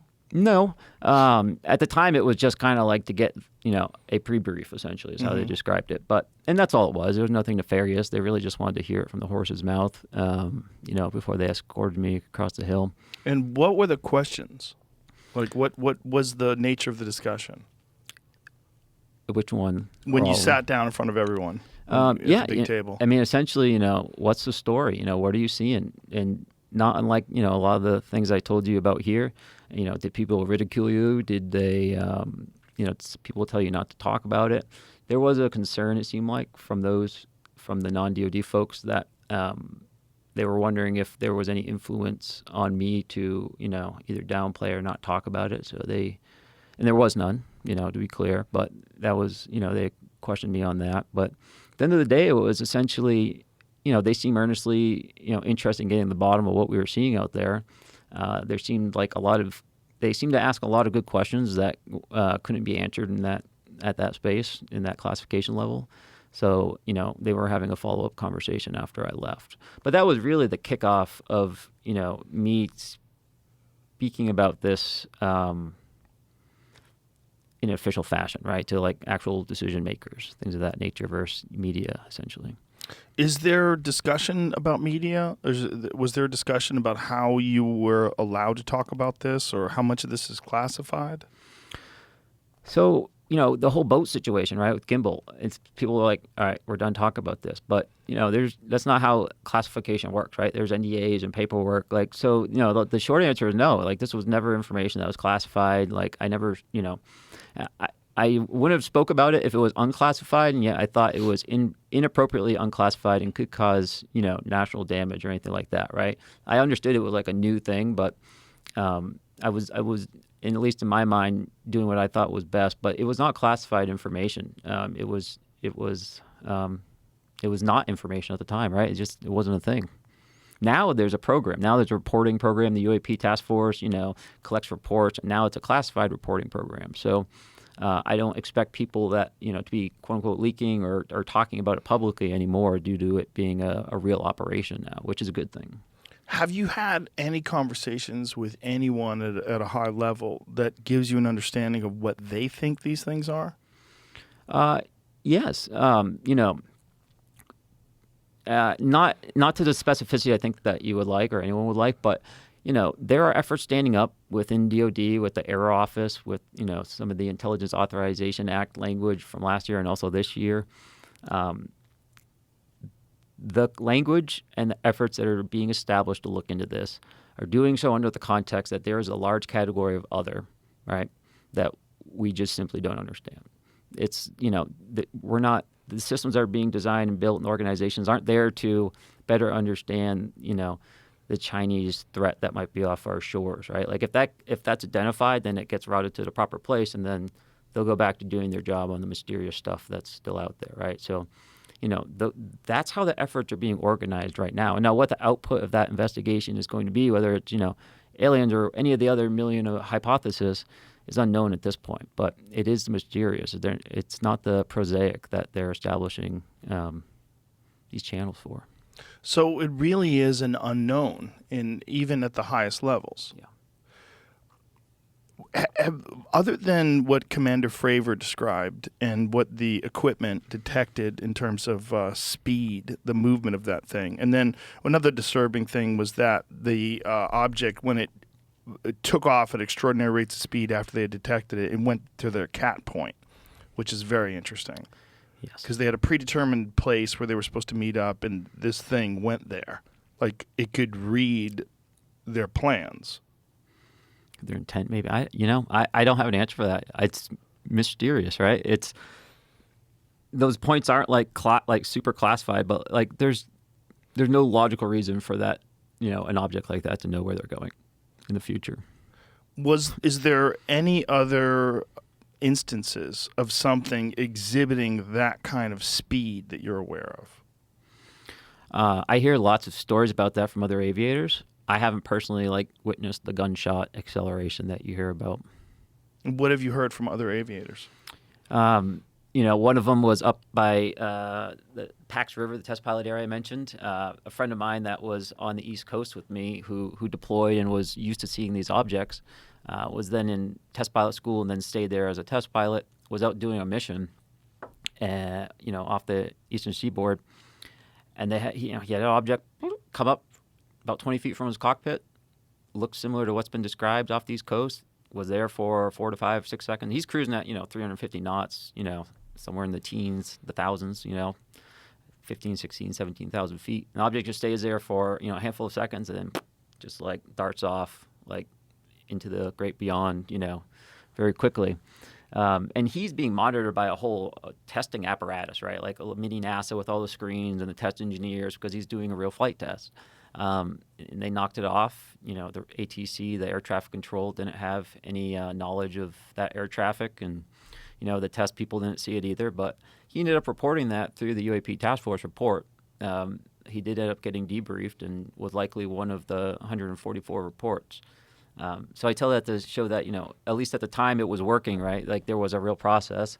We know that now because we've seen the evidence of it in the reports. But there's other cases of pilots where they just, they see something in the distance and it's there, it's moving around in ways they can't explain. And as they get closer, just, shooting off like a cannon. And when I was telling you earlier about the UAP off the eastern coast, that's kind of like the new generation. But all the the aged aviators and the Navy, they all had their own stories. Whether it was all of them. I mean, not 100%, but at least the ones that there were plenty that were willing to talk about it. I'll say about that. I can't say how many weren't, but so this is not a rare occurrence. It was happening for a long time. Yeah. And this one that you were just describing, where it was very close to the cockpit, and then took off, was it the same thing? The translucent circle with the square inside of it? Yep.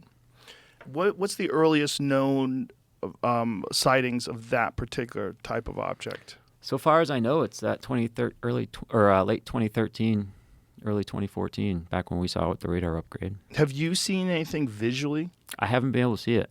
So we would fly up to it. People in our squadron would, once, of course, we knew there was something there, we'd try to fly up to it, right, and see it. And, our safety limit is 500 feet, which is very close for us. And we train all the time to come to what is called a merge, where we fly right by another aircraft, really close, 500 feet is our safety bubble, and then we execute a fight, And we're trained to look at their wings, right, and see if they're, they have condensation, clouding in the air above their wings to tell if they're pulling a lot of G, right, or if their flaps are auto-scheduling down, right, to say they're low energy. And so even though we're going by at 1,200 essentially miles per hour relative velocity, and it's really only a frame or two of information, we can make a pretty decent assessment of that, other fighter and what they're going to do and their weapon loadouts and everything, right?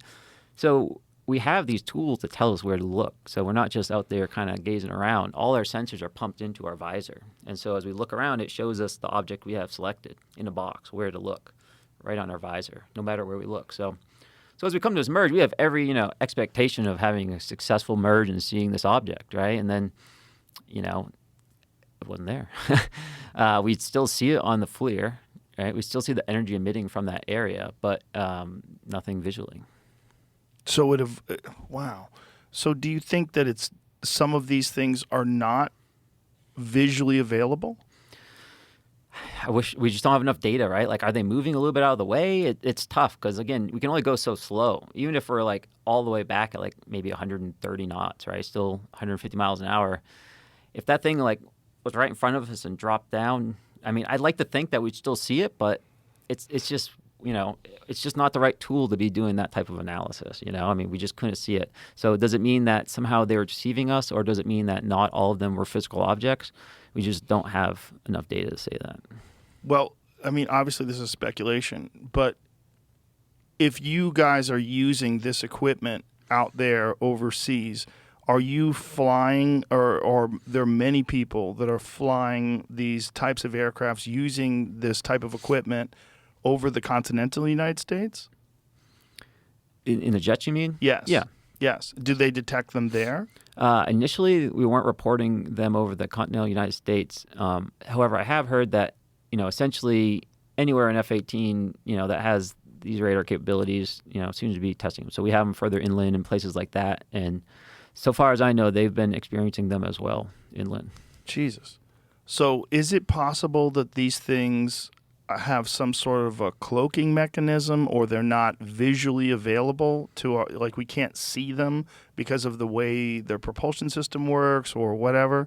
Yeah, I think there's a lot of different ways, that you could be visually deceitful, right? Like you can, it doesn't have to be like a visibility cloak per se, right? But like I can think of like a lot of like tricky mechanisms that may make it very difficult to see something coming to emerge, right? Even if it's just like, something that can change polarity with electrical charge and like, it makes it lighter or darker object or something, right? Like those windows. It's a physical object until you change polarity, and now you can see through the object in a sense. Right. So there's trickery there, that could be done, and all the way from kind of basic trickery to advanced, invisibility science and physics with negative diffraction and things of that nature. But we just don't know. We just don't know. How much has this changed the way you view our place on Earth in the universe? It's certainly opened me up to all the assumptions that I think I had baked in from birth, in a sense, and as I grew up, that were kind of either baked into me or put into me, or I put into myself, that basically said anything outside of this median channel here is rubbish, right? In some sense, it kind of I was middle of the road, I guess you could say, right? Like, but this really kind of made me realize that our place in the universe and in the cosmos and even here on Earth just might not be as apparent as we think it is, right? Like and that doesn't sound very exciting, but like we come in a place of confidence, right? We have this perception that we're the masters of the universe, right? We haven't seen anything else out there. We imagine that there's other stuff, but we have no evidence of it. In a sense, we are the best thing that has ever been in the universe. So to think that there's a lot of other stuff out there, for me personally, it's really, I'd say, allowed me to better explore that kind of non-traditional mainstream, thoughts, in a sense, right? UAP wasn't something I grew up thinking about, but after I kind of got over the skepticism and looked at it and, just realized how much information was there, it made me wonder what else, I haven't been paying attention to, or what other small assumptions, even if it's not something as exotic as UAP, but what other scientific assumptions have we made, or, economic or sociological scientific assumptions that we've made that have just kind of pushed us in the wrong direction, but it's right enough that hasn't caused too much of a problem yet. Have you entertained the possibility that there are things that are native to Earth that are highly intelligent that we're not aware of? Yeah, I've gone down that rabbit hole a little bit, and I'm not shy of going down these rabbit holes and exploring them. So like, I have the ultra terrestrial type theory, and I know you probably know more than I do, but I've heard those theories. Can I ask you, what time frame do you think that that ultra-terrestrial theory would come from? Do you think that's like something that arose on Earth a long time ago, or something that's more recent? It's a great question. Because why would it avoid detection? Like, what's the reason for it?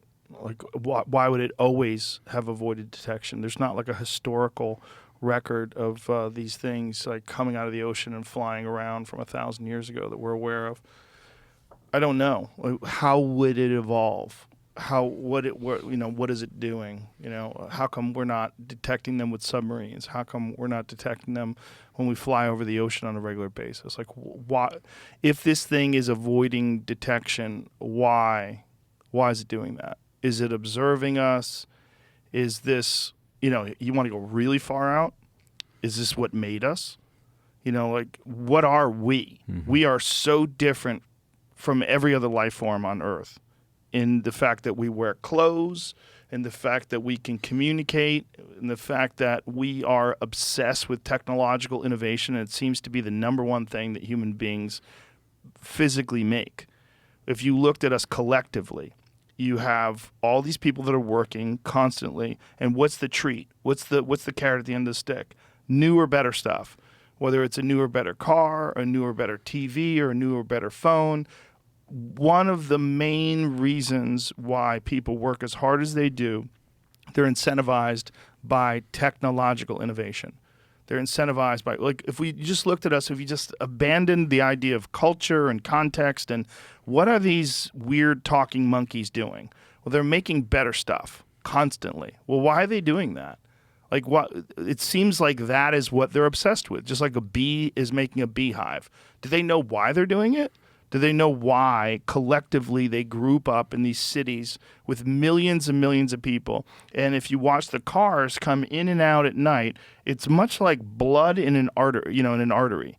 You're watching things moving back and forth, and they're creating objects, better and better objects, and they don't seem to be collectively aware of what they're doing, and they distract themselves with these cultural issues and all these. You have two completely different polarizing political parties that are constantly at odds and fighting against each other. And all the while, they're creating artificial intelligence. And all the while, they're creating some sort of a symbiotic relationship with intelligent computing and with artificial intelligence and with technology that seems to be going in a way where they're going to integrate with it. They're going to physically integrate with these electronic devices and with technology and with the internet. Like, why? Why is it doing that? Why is it not aware of that? That should be like the number one thing it concern, other than climate change and super volcanoes and giant threats to civilization. They should be really concerned with the direction the shit is going. But they seem to be blissfully unaware, foot on the gas, all gas, no brakes, moving in that general direction. Like, what if that's what we do? What if that's what this species does? What if this species creates technology and is essentially on its way to giving birth to a new life form? And that new life form is a life form that's created completely out of technology, that's unhindered, disconnected from emotion, from instincts, from all of these instincts that we have just developed over thousands of years of survival. All these human and animal instincts, ego, emotion, fear, lust, sexual desires, desire to accumulate wealth and power, all these things that have to do with primate biology and animal biology and mating. What if that's the future? What if the future is that is going to be the past and the new life forms are going to be completely unhindered by all of these problems that we have? If you think about like war and disease and all of these things that we have done, like in terms of like environmental hazards and all of these problems that we've created for ourselves, why we've pushed all gas, no brakes towards this industrial revolution and this technological revolution and all the haphazard things that we've done. What if all that shit is just a byproduct of this inevitable merging of the biological life into the whatever technological life that we're creating? And what if those things are monitoring it? Or encouraging it. Or created it in the first place? I mean, we have no idea what happened to the human species. Like, we have no idea how the human brain doubled over a period of 2 million years. It's the biggest mystery in the history of the fossil record. They don't know. They don't know what the fuck happened.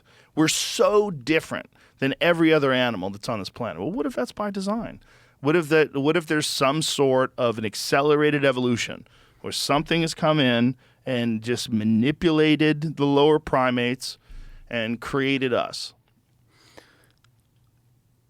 So to your point earlier, even just to kind of reinforce what you said, our technology is moved ahead so fast, and we disregard, in a sense, everything, right? Our climate. But we've seen it, right? Our culture can't even keep up with the technological progression, right? So our culture, breaks down and fractures and is damaged as a result of the new introduced technology, and then ideally, our society will adapt to it and move forward and grow with it. I think in an ideal world that would probably be switched around, right? Our culture would, define what we need and what we define as important, and then we would build tools that would help enable those things that we think are important. Yeah. I would even say that perhaps it's even a bit further down. I mean, when you think about an artificial intelligence, which really at the end of the day is electromagnetic energy in a sense. So if we were to truly merge with an AI outside of being, rid of all our things that ail us in our physical bodies, really it might be a move away from just generally space-time itself, which, we're learning is less fundamental than we already thought.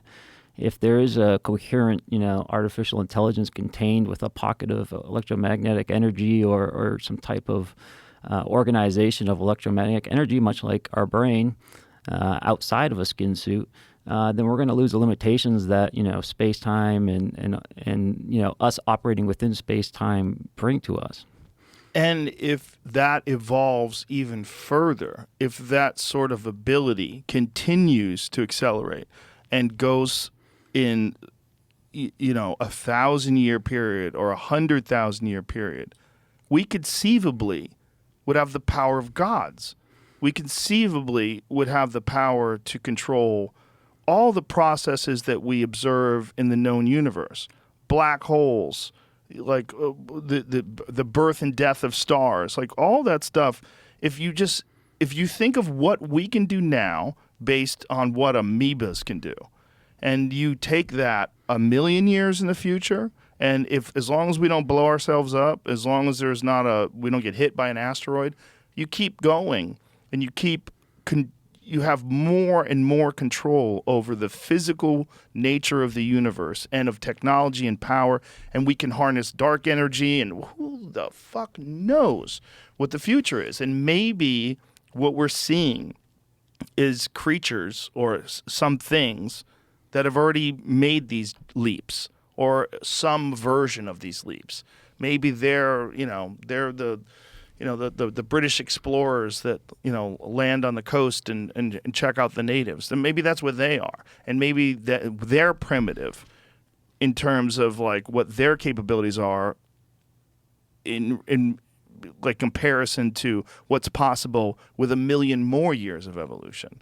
I mean, it's not going to stop. That's what's fascinating to me, is that this is not going to, our technological innovation and our lust for constant improvement of our ability to change the world, it's not going to stop. It's going to keep moving.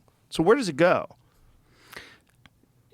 I think it's Professor Hansen, who's an economist, he looked at that, and what he calls that is a greedy society where, we just want to keep taking and keep building and keep growing. And one of the great mysteries, of course, is why don't we see, alien life out there? Because, we're greedy, we expand, and we assume that anything else out there would also, want to expand to gain more resources or to explore, right? Like, we like to go to different places to explore, which, is that a pure economic driven thing, or is it something about our, our human nature that we like to discover new things?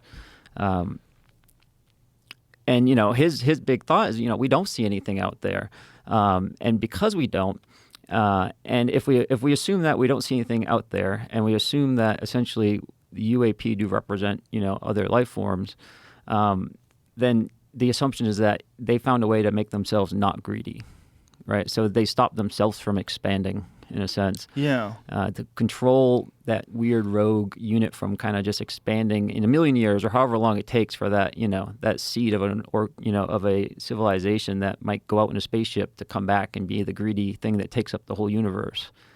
Well, the way to do that is to eliminate sexual reproduction. I mean, that would be one of the big ways, because one of the reasons why people are greedy, especially males, are greedy because they want to be the alpha. They want to acquire the most resources, so they have the pick of the litter, so they can decide what gets done. They have the most power over the other entities, the other humans. If that gets eliminated, if we merge with artificial intelligence, or we become some sort of new version of artificial intelligence, the way I've described it in the past is like that we are the electronic caterpillar that becomes the butterfly, and we don't even know what we're doing. Mm-hmm. We're just in the middle of like making this cocoon. Like, we just got to make the cocoon. We're busy making the cocoon. Need an iPhone 14, making the cocoon. I need a new Tesla, making the cocoon. And all that innovation, it all leads to exponentially more powerful innovation, exponentially more powerful technology. That's ultimately the end game is artificial life and the ability to transcend space and time, and just unimaginable technological power. And I don't think that's possible unless we get rid of emotions, sexual desire, lust, greed, all those things, which are human things. Those are the things that allowed us to survive when we're running away from big cats. We're trying to stay alive from predators.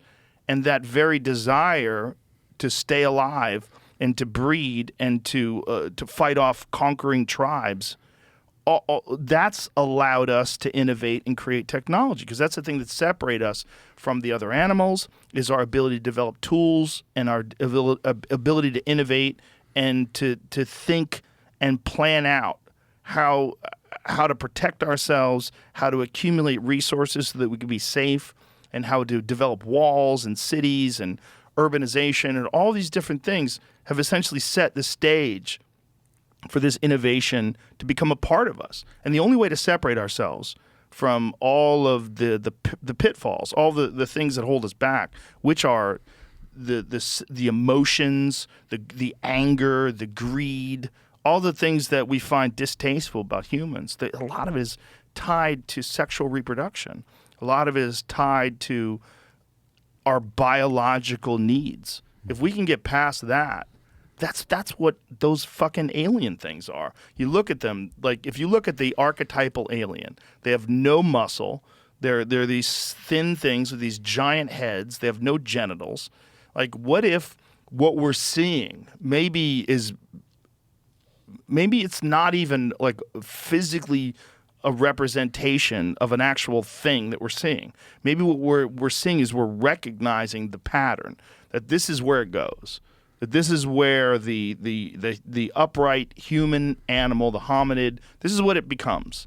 You just keep going, and it merges with technology, and then it becomes that thing. I take a little bit different view on that, the anatomy side of it, but I think of it more of like maybe that's the best tool they have to interact with us at a peer level, right? Is to build something that somewhat looks like us, but is different enough so that it doesn't get mistaken as, it's not sneaky in a sense, right? They don't want to be sneaky. They want to be apparent. Maybe that's the tool they use in a sense. Like, it's not a being made of light that we don't even recognize as a life form. Yeah, if I was like Right. waving to an ant, like he's not going to know what's going on. Right. Well, that could be possible too. It could be that those things are drones, that those things are artificial intelligent creatures, and that the actual intelligence that created them is disembodied in the future. We just talked about, space-time being one of the things that drops out if we do merge with AI potentially. Right. And so that would make sense that if they were outside of space-time, they would need to construct something of space-time in order to interact here. Right.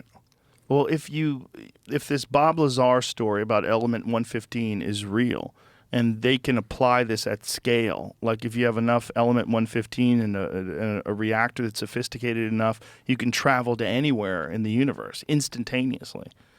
Like, and there's no boundaries, no physical boundaries in terms of like what's possible. I also want to believe that. I want to believe all of it. That's the problem. I know. I want to believe all of it, but I also know that there's certain elements of what we're discussing that are 100% in process of happening, like Elon Musk's Neuralink. When I talked to Elon about it, he was saying you're going to be able to talk without words. Like, what the fuck is that? Like, where's that? I mean, he's not talking about next week, but he's talking about ultimately and eventually. And I feel like that's where all this stuff is going to go. It's not going to get less sophisticated. It's, I was having this conversation with my kids last night. I was saying we were having this talk about new phones because I have an iPhone 14. They're like, is it better? And I'm like, no. I mean, yes, but like not in any noticeable way that I recognize every day. Like the camera of the 13 was great too. It's silly. And I'm like, what's funny about people is that we never are happy. If we just decided, this was the conversation we were having, I said, if we just decided right now to stop making new things, we would have a pretty great life. If we decided, okay, planes are fast enough, let's keep fixing them. Phones are great. You can talk. You could iMessage, and you can use FaceTime. You can see each other. We don't need to fix that. Just maintain it. Let's just the Tesla. Jesus, so fast. We don't need a new car. Just like fix that, and just everybody just keep what we have, and let's maintain life. We're never going to do that. It's possible. We're never going to do it. We would self-destruct. Like, there's just no way we could do it. Why? Why though? I don't know. That's a great question. Well, beings need to reproduce. That's a lot of it. A lot of it is the desire to accumulate resources and power, and a lot of that is tied to these biological urges that are baked into us from the time that we really did have to survive from animals trying to eat us. I saw a video today of this poor fucking guy who was rock climbing and a bear tried to attack him. I was like, that used to be us all the time. That was us on a daily basis. Have you seen that, Jamie? Yeah. Fucking crazy. Did he climb? The guy's got like a GoPro on, and he's climbing up this rock, and a bear comes down at him and tries to get him. Yes. That's even worse. And so he swats it to the side. Watch this. So this guy's climbing up, and look at this. This bear comes right out, and he pushes it, and it runs back up at him, and he kicks at him. So one interesting thing about bears is grizzly bears, generally when they attack people, they're attacking people because you surprise them and it's a female with cubs. But black bears are often attacking people for food. They're predatory in a sense that like they recognize that people are weak and they're like, oh, I'll just eat that thing. Because like they cannibalize each other on a regular basis. So anything that they can eat, like black bears, like one of my friends was up in Alberta, and he observed a male black bear attack a female and their cubs, kill one of the cubs. The female scared the male off, and then the female ate her own cub. Oh, damn. I didn't see that coming. Hard world. The dead one or the live one? The dead one. Okay. The dead one that the male had killed. Once it was dead, she's like, well, might as well eat it. Might as well eat my baby. Yeah. She just ate it right there in front of him. And he was like, Jesus Christ. Like, that's what a bear is. It's not a stuffed animal that, sits next to your kid at night when it goes to bed. It's not Yogi. That's what a bear is. It's not Winnie the Pooh. That thing trying to eat that climber. That's a bear. Well, here we are, strip mining our planet and, killing stuff. And oh, yeah. It's not too different, I suppose. We're not innocent. We're certainly not innocent. But my point is that I think that we have all of these instincts because we are a part of the natural world. And the only way we can transcend that is to eliminate all of those biological urges. If we have true mastery over the material world and to the point where we no longer need to be hindered by those biological urges, that seems to me like the best way to transcend space and time, like the best way to eliminate all the things that kind of hold us back when it comes to logical, rational thinking. A lot of it is emotional, and I think that that may be the future of the intelligent species in the universe. That they probably don't act like like barbarians. That they probably have transcended that, and they've recognized that all the problems we have. Like, what's the number one problem we have in the world? It's probably war. Other than the environment and what we're doing to the environment, it's probably war. It's the most horrific, terrifying thing. That human beings will attack other groups of human beings they don't even know and try to steal their resources, which is generally what they're trying to do when they don't go to war for no reason, right? They're generally going to war for there's a benefit there. Well, if we could get past that, boy, if there was no war, imagine the cooperation that we could have. Imagine how much we could get done. If we all spoke the same language, we all treated each other as if we were the same thing, living other lives, and we all just shared resources and worked together to make life better for the species. Well, how would you do that? Well, you'd have to eliminate the lust and greed. What's the best way to eliminate the lust and greed? Well, to become something different and more advanced. And the best way to do that is to no longer have all these urges that human beings have, the urge to be powerful and to dominate and all of our dominator culture stuff that's just a natural part of being a primate. So what do we lose with that? Everything. We lose music and comedy and fun and romance. We lose the best first date of your life, where you lose everything. You lose drinking wine and laughing with friends. You're going to lose everything. You're going to lose all the things that we love about being the imperfect creatures that we are today. But what you gain is you become these super powerful, ultra enlightened beings that have different motivation. And I think that's probably going to occur. It's going to probably occur in stages, and one of the stages is probably going to be either virtual reality or augmented reality that can provide you with experiences that are far superior to the physical ones that you have to get on your own. I mean, I think we romanticize so many things about our life, like that guy climbing, right? That guy's climbing because he's trying to get this thrill of like trying to like physically take yourself through a dangerous course up a mountain, and you get this thrill that you're doing this because if you fall, you're dead. And along the way, he almost gets fucking eaten, right? Which is bears. Pretty wild. But we romanticize it. It's baked into us in a way that it's like inherent to our physical being. Like whenever I go on trips into the woods, one of the things that shocks me is how good I feel. Almost like it hits a frequency that I've been needing, but that's not accessible to me living in a city. And when I'm in the woods and when I'm climbing a mountain and I'm out there with nature, when I'm out there, I feel so good. I feel so centered and grounded. Like I feel better than I feel at any other time. And it resets me in a way that's not available in a city. But what if that's available through augmented reality or a virtual reality? What if that's available through a chip that gets installed in your brain and it's far superior to that feeling that you get? And you recognize the futility of that experience. What you're trying to do is you're trying to recreate what it was like when people lived 1,000 years ago or 10,000 years ago, and you had to survive by throwing a spear at a rabbit or whatever.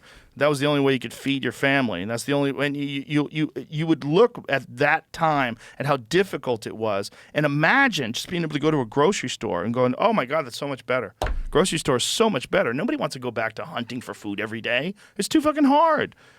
But we don't think of it that way because we have the grocery store because it exists. Well, what if there's something that's exponentially more significant than a grocery store?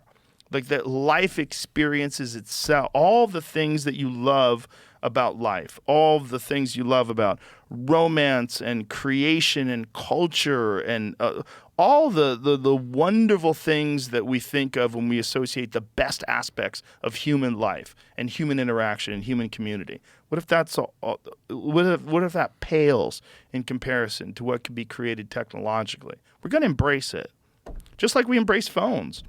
I mean, we all have phones. I remember the old days where I don't even have an email. There was a few holdouts. Yeah. Those fucking people are all on board now. It just took a decade. Yeah. It took a little while. What if that's the future of this symbiotic interaction that we have with technology? I think it is. I think that's where we're going. And my fascination with these UAPs and with this idea that we're being visited by these things from, I almost feel like they're cultivating us. I almost feel like they're watching us, like whatever they are, that they're just making sure we don't blow ourselves up along the process. Because one of the things that has been discussed by many people that have experienced these things on military bases is their ability to shut down bases. There's their ability to shut down like these nuclear facilities.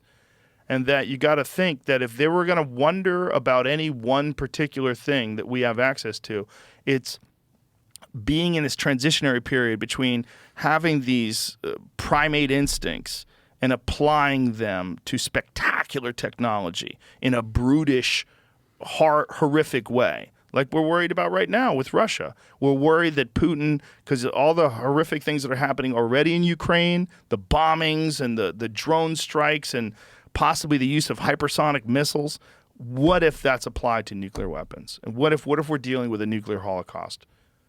I mean, that's really what we're worried about. And I wonder if that's what they're monitoring. You know, you asked earlier about the why now part, right? But, you know, there's a lot of stuff happening, right? There's climate, there's war, there's everything else. It feels like we're accelerating towards something, right? And technology, not least of all, moving us towards, you know, what some people call the singularity. And yeah, you know, maybe they're all here to watch the birth in a sense. I think the hope would be that we would be part of that birth, as you described, to integrate with the artificial intelligence. I know that there's efforts to consider the moral and ethical application of artificial intelligence, but you know, are we fooling ourselves? Is that, you know, are we going to have the options of maintaining an ethical AI once it's been created? You know, is it possible to create safeguards in AI that, you know, transition past, you know, or into the singularity and allow it to keep in mind human interest once it's already become sentient, if that can happen? You know, one thing that you mentioned about artificial intelligence and, you know, if that is the output of our craving for advancement, you know, what does that change for the world, right? There would only be one general artificial intelligence, I would assume, because anything that would be created afterwards, if it was not a secret, would be subsumed by the primary AI. Right. You know, so this kind of ties into a thought I've had before about, you know, maybe the way we're interacted with UAP, or, you know, we're going to make the assumption that they're coming from another planet right now. And so with that assumption, you know, perhaps as societies mature, much like you described, they do start to, you know, advance their sociological side. They start to work better as a group. They, you know, remove some of those more animalistic urges that they evolved with, right? And that remained when they got the power of the gods, if you will, right? Once they had technology, but were still, you know, commanded by their primal urges. You know, you may very well be right. There's that transitional period that we live in at this moment. Maybe that adds to a lot of the hecticness of our current days.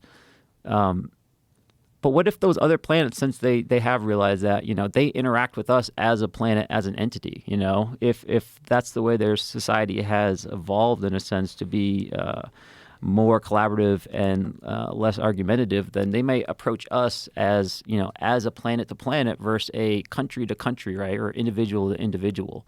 They might assume that since the best things can only happen when the most people work together, right, in a sense, if we can assume that, you know, if you and I work together, Joe, we can do more than just if either of us worked alone, right? Yes. Like if we make that assumption and we apply that to a planet, it would make sense that you know, if there are a bunch of species out there that if they survive, they would have worked together, learned how to work together, right? Yeah. And they might assume that of us. They're like, oh, wow, look, they have all these cool tools. They must have moved to that point where they know how to work together. Do you think that? I don't think they would think that. I think they'd watch us and they'd go, oh, look at these crazy fucks. Well, that's why Like, we're an they're not ready anomaly, yet. right? That's Yeah. why we're an anomaly, because we do have these tools and yet we're not ready. Maybe that's just how it normally is when a civilization, or when civilization in general, advances past a point where we're at now. that there is this chaotic moment where there are sort of a combination of lower primate and higher being. And the power of nuclear weapons, the power to send video through the sky, and it appears on a device that you keep in your pocket that you literally talk to, and it gives you answers to things. Like, I was having a conversation with my kids last night, and they were talking about how they went to see Lil Nas X and how great it was. And I'm like, how old is that guy? How old is Lil Nas X? Bang, 23. It just shows you on the phone. I'm like, how wild is that? That you could talk to a device. I mean, that's fucking Jetson shit. I mean, when I was a kid, that wasn't even in Star Trek. Even in Star Trek, they had walkie-talkies, remember? It was like, Kurt out. And you had to like hang up his stupid phone. Like, no one imagined the internet, even in science fiction. And that's something that we have through the sky. That is in incredible speeds. It just shows up on your phone. And the battery lasts all day long. You can watch YouTube videos all day long. It's crazy what we're going through right now. And we complain about it. Well, we Battery complain about doesn't last everything. long enough, you know. We complain about everything. But that's always going to be the case. We're always going to be unsatisfied. And that dissatisfaction is what leads to innovation, because it's part of our lust and thirst for constant growth and improvement, and which is one of the things that we do. I mean, think about materialism in general. Like, what is materialism? Well, what does materialism fuel? What purpose would that serve? This stupid need for constant acquiring of objects. Well, it serves to make sure that people make better and better stuff, because that's the best way to fuel materialism. You have to, if you want people to like continue this sort of fruitless desire to acquire new objects, you got to have new, better stuff constantly. Well, if you have new, better stuff constantly, what does that do? Well, it fuels innovation, because you have to make the things better. It's like our own stupid desire for materialism, it fuels technological innovation. It's like baked in. It's a part of us. All our solutions are usually technology based as well. Yeah. Right? For everything. It's never about, it's never about how do we, how do we raise our children better, or how do we kind of work on the personal side of things. It's always what tool can we make that makes that problem go away. Yeah, even when we have problems, like we have carbon emission problems. Well, I was reading an article, I don't remember what website it's on, one of the scientific websites, about a new concrete that they have that extracts carbon. The concrete itself, the construction of concrete, apparently it leads to carbon emissions, right? Like just, transportation of the raw materials and all the things that are involved in making concrete. Well, they've developed a concrete that actually extracts carbon from the atmosphere, which is pretty wild. So these people that have problems, they see these problems like, what's the solution? Well, here's a technological solution for a complex problem. So we don't have to alter our behavior, but we'll have complex technological solutions that mitigate these problems. Makes a lot of sense. Yeah.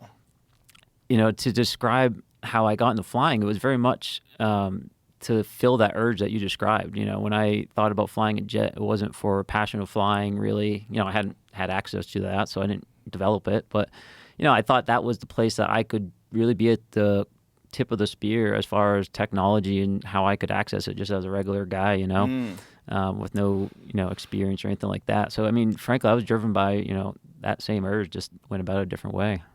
Well, that's one of the more fascinating things about classified military intelligence. Because of the fact that it's military, and because of the fact that there's a great benefit to the country for it being top secret and not being available to our enemies, we develop this stuff that we're not even aware of. So our tax money goes in a way that's kind of unaccountable, and it's gigantic budget, and it huge. Like, what is it, like, how many trillions of dollars a year? Didn't we look at it the other day?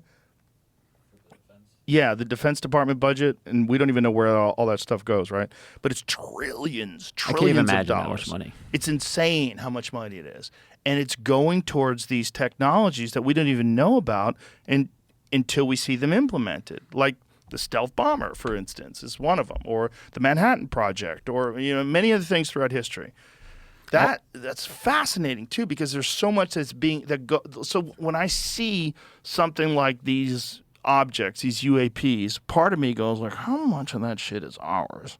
How much of that shit is ours where they don't want to talk about it, they don't want to let us know, but they're implementing these technologies? And does Russia have something similar? Does China have something similar?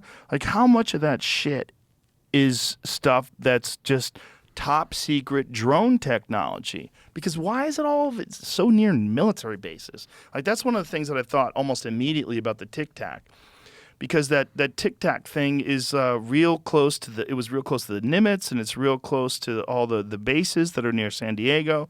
I'm like, what if that's ours? Like, what if that's like some super top secret, high level shit that we just we're not privy to that information? That's always, I don't want to call it a risk, but, I think we're inclined to think like that too, and we want to, because again, we want it to be true, Yeah. right? Like, we want our government to be that smart and to have that information. It makes us feel safer, I think. Oh yeah, I want it to be like a Captain America shield. Hell yeah. That flies at like 10 times the speed of light. But where does that end, right? Like, Right. let's just say that's true. Like, how much technology that could be beneficial for society via either energy production or ways we can't even imagine, because it was designed for a particular use case. But whenever something like kind of gets out and it's exposed to kind of that innovation ecosystem, right? It's just, there's a flourishing. People use that technology and those ideas in ways that people never thought of before. Yeah. And so it's not this, like, you hear of something hidden away or technology, but imagine if all that was just like out in the open to be kind of meddled upon by, the quantity of minds we have nowadays with the access to the tools we have. The problem with that is war, right? The problem is that we can't have that kind of technology available to our enemies, because then they would use it on us. That's the big fear. So if we do have something that's like super powerful and just beyond imagination at this point of our understanding of what's technologically available, and that shit gets in the hands of Russia or gets in the hands of China or gets in the hands of whoever, Iran, and then they use it on us before we could use it on them. Like, we want to have the technological military superiority because we think of ourselves as best case scenario of human beings on planet Earth in 2022. Mm-hmm. Well, what if we've had it for a while and we've, essentially blown that lead? Yeah, that's I possible mean, why too, are we right? why are we talking about it more then? Because I assume that would still hold true unless there's been work elsewhere that has pushed up, made that less relevant. What do you think? I think if we're experiencing it here, it's probably something that, our adversaries are dealing with and probably are working on as well. Have they discussed it at all? Are you aware of any discussion, whether it's the Chinese government or the Russian government? Is there any discussion at all about UAPs over there? There's a lot in Russia. I mean, Russia has a history of UAP, just like we do in the United States, from my amateur research. But and China, too, has been taking notice. I hear that they have been apparently working on artificial intelligence or machine learning solutions to better understand what these objects are. They've been communicating that they've been seeing a large number of these objects and that the sightings have been increasing. Everything that leaves China essentially comes out of state media. So, what are they communicating exactly? I don't know. But Right. they have been looking into it. Yeah, I mean, maybe that would be the thing that unites us. You remember that Ronald Reagan speech? There's a Ronald Reagan speech. Was it from the United Nations? I learned about it, yeah. Yeah, it's a wild speech. You've seen the speech, right? Oh, would Russia help us or Soviet Union help us if we were attacked from outer Yeah, well, space? imagine how quickly we would have banned our differences if we were faced with an alien threat from another world. And then, yeah, all the UFO people went bonkers. Like, oh my God, he knows something. Ronnie's trying to tell us. And, that's, I think, I mean, if there was something that united us as a human race, instead of thinking ourselves as like these individual communities that live on patches of land, tribal attitudes, like the one thing that would do that, it's something from another planet. Knock on wood, we have seen mostly bipartisanship in the bills that have been passing in the Congress and Senate regarding UAP activities in the United States. So, to that point, it seems to, what's been happening in Congress and Senate has been very rational, strong bipartisan work by both, Senator Gillibrand, Senator Rubio. They've been working together on this problem. So to your point, I hope that continues. I hope that is the thing that can kind of get us over all the back and forth. what are the big? I'm sure besides the Commander David Fravor situation and some of the, what have you ever heard of that's like a big instance, like something crazy along those lines that maybe people haven't heard of? Oh, I don't know what people haven't heard of, but some things.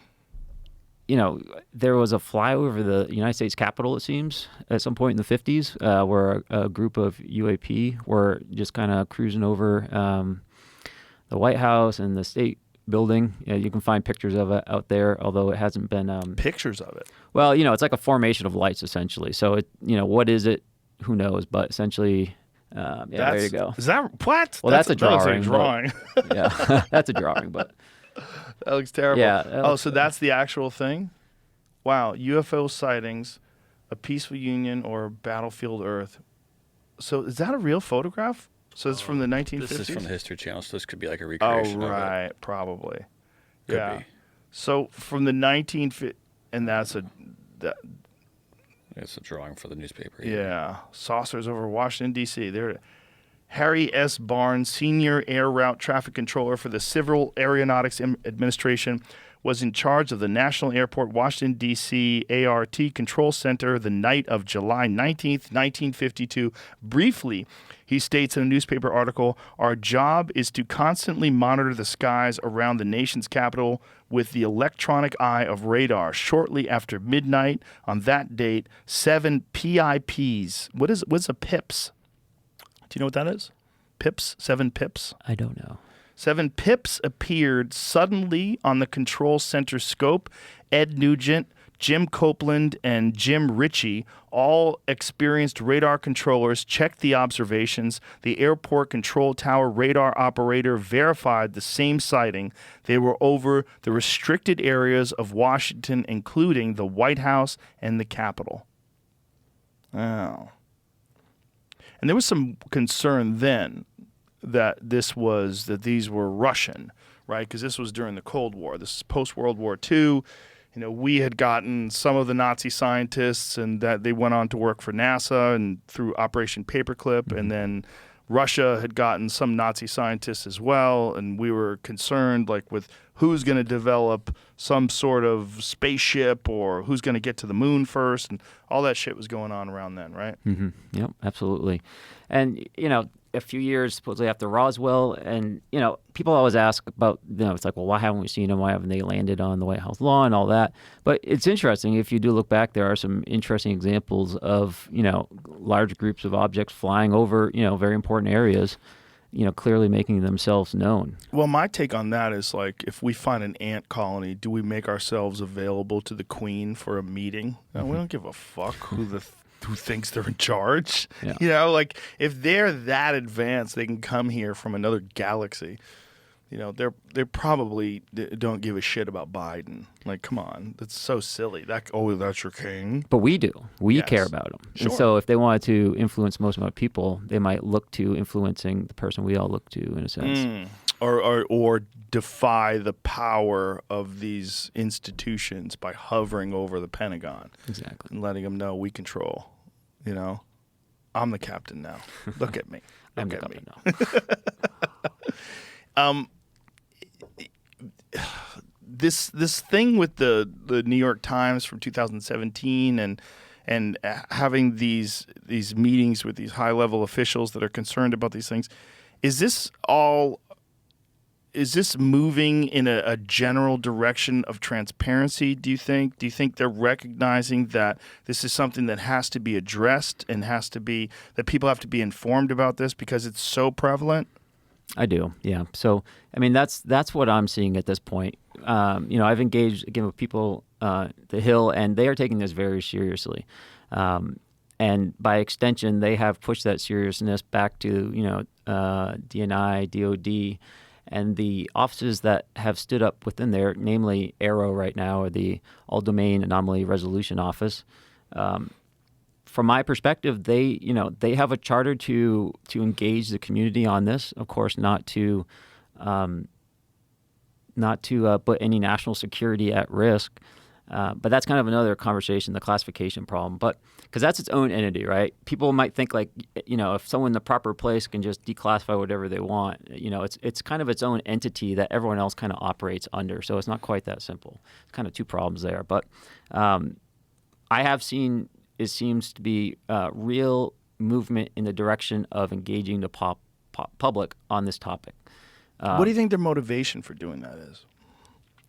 I can't say exactly, but when I have been pushing people to pay attention to this, it's very simple. Again, for me, it's about people are still flying by these things and almost hitting them. Right? We can talk all day about the societal implications of what they are, but at the end of the day, the operators that are flying around out there have to not hit these things. And so, from that sense, it's hard, I think, for people to ignore that because they understand that, this is a serious safety risk, and that as we kind of transition that new knowledge of the risk to the commercial markets and the general aviation communities, it's going to probably stir a few feathers, The commercial markets, I think, don't necessarily want to acknowledge this because they have zero safety plan. They've been ignoring this for a while. And, they might have to answer some hard questions about, why they are ignoring the potential for midair with hundreds of people on their aircraft. Has there ever been an instance where there has been a midair collision or crash that happened, or because of trying to avoid one of these things? So that's actually a better question than what I thought you were going to ask, because I thought that's a great thing. If a pilot sees one of these objects, right, and they have zero training on it and have no idea what it is or what to do, they might maneuver that aircraft in a way that could cause the aircraft to depart or to hurt somebody, right? Right. And so the angle you just touched on, which is the kind of training and the policy side of it, where because we're actively not teaching pilots to deal with this, they could do something dangerous when they do it. I thought you were going to ask, have we ever seen like an airplane crash because of midair with a UFO? And again, we don't know, right? Of course, there's been plane crashes, but nothing's been proven, or else we wouldn't be having this conversation most likely. Right. But avoiding something would cause a real issue. If you're flying 500 miles an hour and you see something in front of you and have to make an abrupt maneuver that's unplanned. Yeah, absolutely. Or the pilot says, oh, that's just something on my windscreen because clearly UFOs don't exist, and then they barrel into something and it turns out to be a balloon and they lose an engine, right? Like there's all sorts of ways you can go wrong, and never, like, not talking about it is never the solution when it comes to aviation safety. But how many pilots, like when it comes to commercial air pilots, how many pilots report these sort of sightings? And do these reports get to the Pentagon? Do they get to the White House? Like, how does that happen? From where? If someone's like flying for American Airlines nothing. and they see a circle with a cube inside of it that's like going, the speed of sound, like what happens? Most likely the pilot will call up the air traffic controller they're currently talking with and ask them if they see the object or if, there's other air traffic there. And the most likely answer, from what I've heard, is no, they don't see the object. And so that just kind of leaves the pilot there at that point. There is something that essentially says within the FAA manuals, if you will, I don't know the exact one, where it says, hey, if you think you've seen a UFO, and actually uses that terminology, then you have the option to report it to the FAA. And it doesn't even tell you in office. It's just kind of like, if you feel the need to report it, then that's something you're going to do.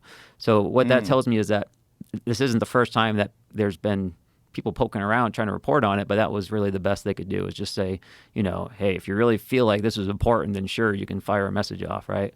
And that's kind of it. So there's no organization, there's no acknowledgement. What's this, Jamie? A commercial pilot that filmed something he saw. What is that thing you're seeing? It gets closer. So he's zooming in, and there's this like black dot. It was like a circle. It kind of looks. What does it look like? What the fuck is that? Is that a TIE fighter?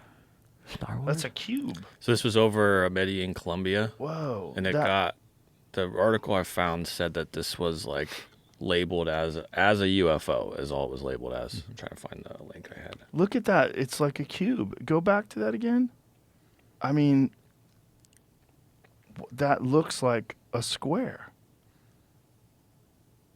the air crew on this particular incident, if I remember correctly, had seen the object for some time before it came into the camera's field of view, right? So what's likely happening here is that the air crew are flying past that object, right? So like it's not the object's not flying down their nose; it's the aircraft flying. So they're flying close to it. So it might be a balloon or something that's just floating around. Not to say that, but generally speaking, I think their kind of story, if I remember correctly, is that they were seeing it for a while, and it was like doing something that was like strange to them. I don't know what, if it was moving or changing shape like you saw or what, but it was something that like completely drew their attention, and pulling their phones out. Airline pilots are not supposed to use their phone inside the cockpit like that, right? So he's breaking the rules in order to take a video of that, which I applaud him for. But this is exactly the type of thing that we talk about when we talk about needing procedures and things of that nature, right? He's breaking the rules in order to get data on this, right? And that's obviously not conducive to, a proper investigation of this topic. Right. There was another one that was recent that was being discussed online that was taken from a fighter jet. I don't remember what model jet, where it was the same sort of a situation where someone was taking a photo of some sort of a triangle-shaped object that was in the sky. I'm not sure. Do you about remember that? one.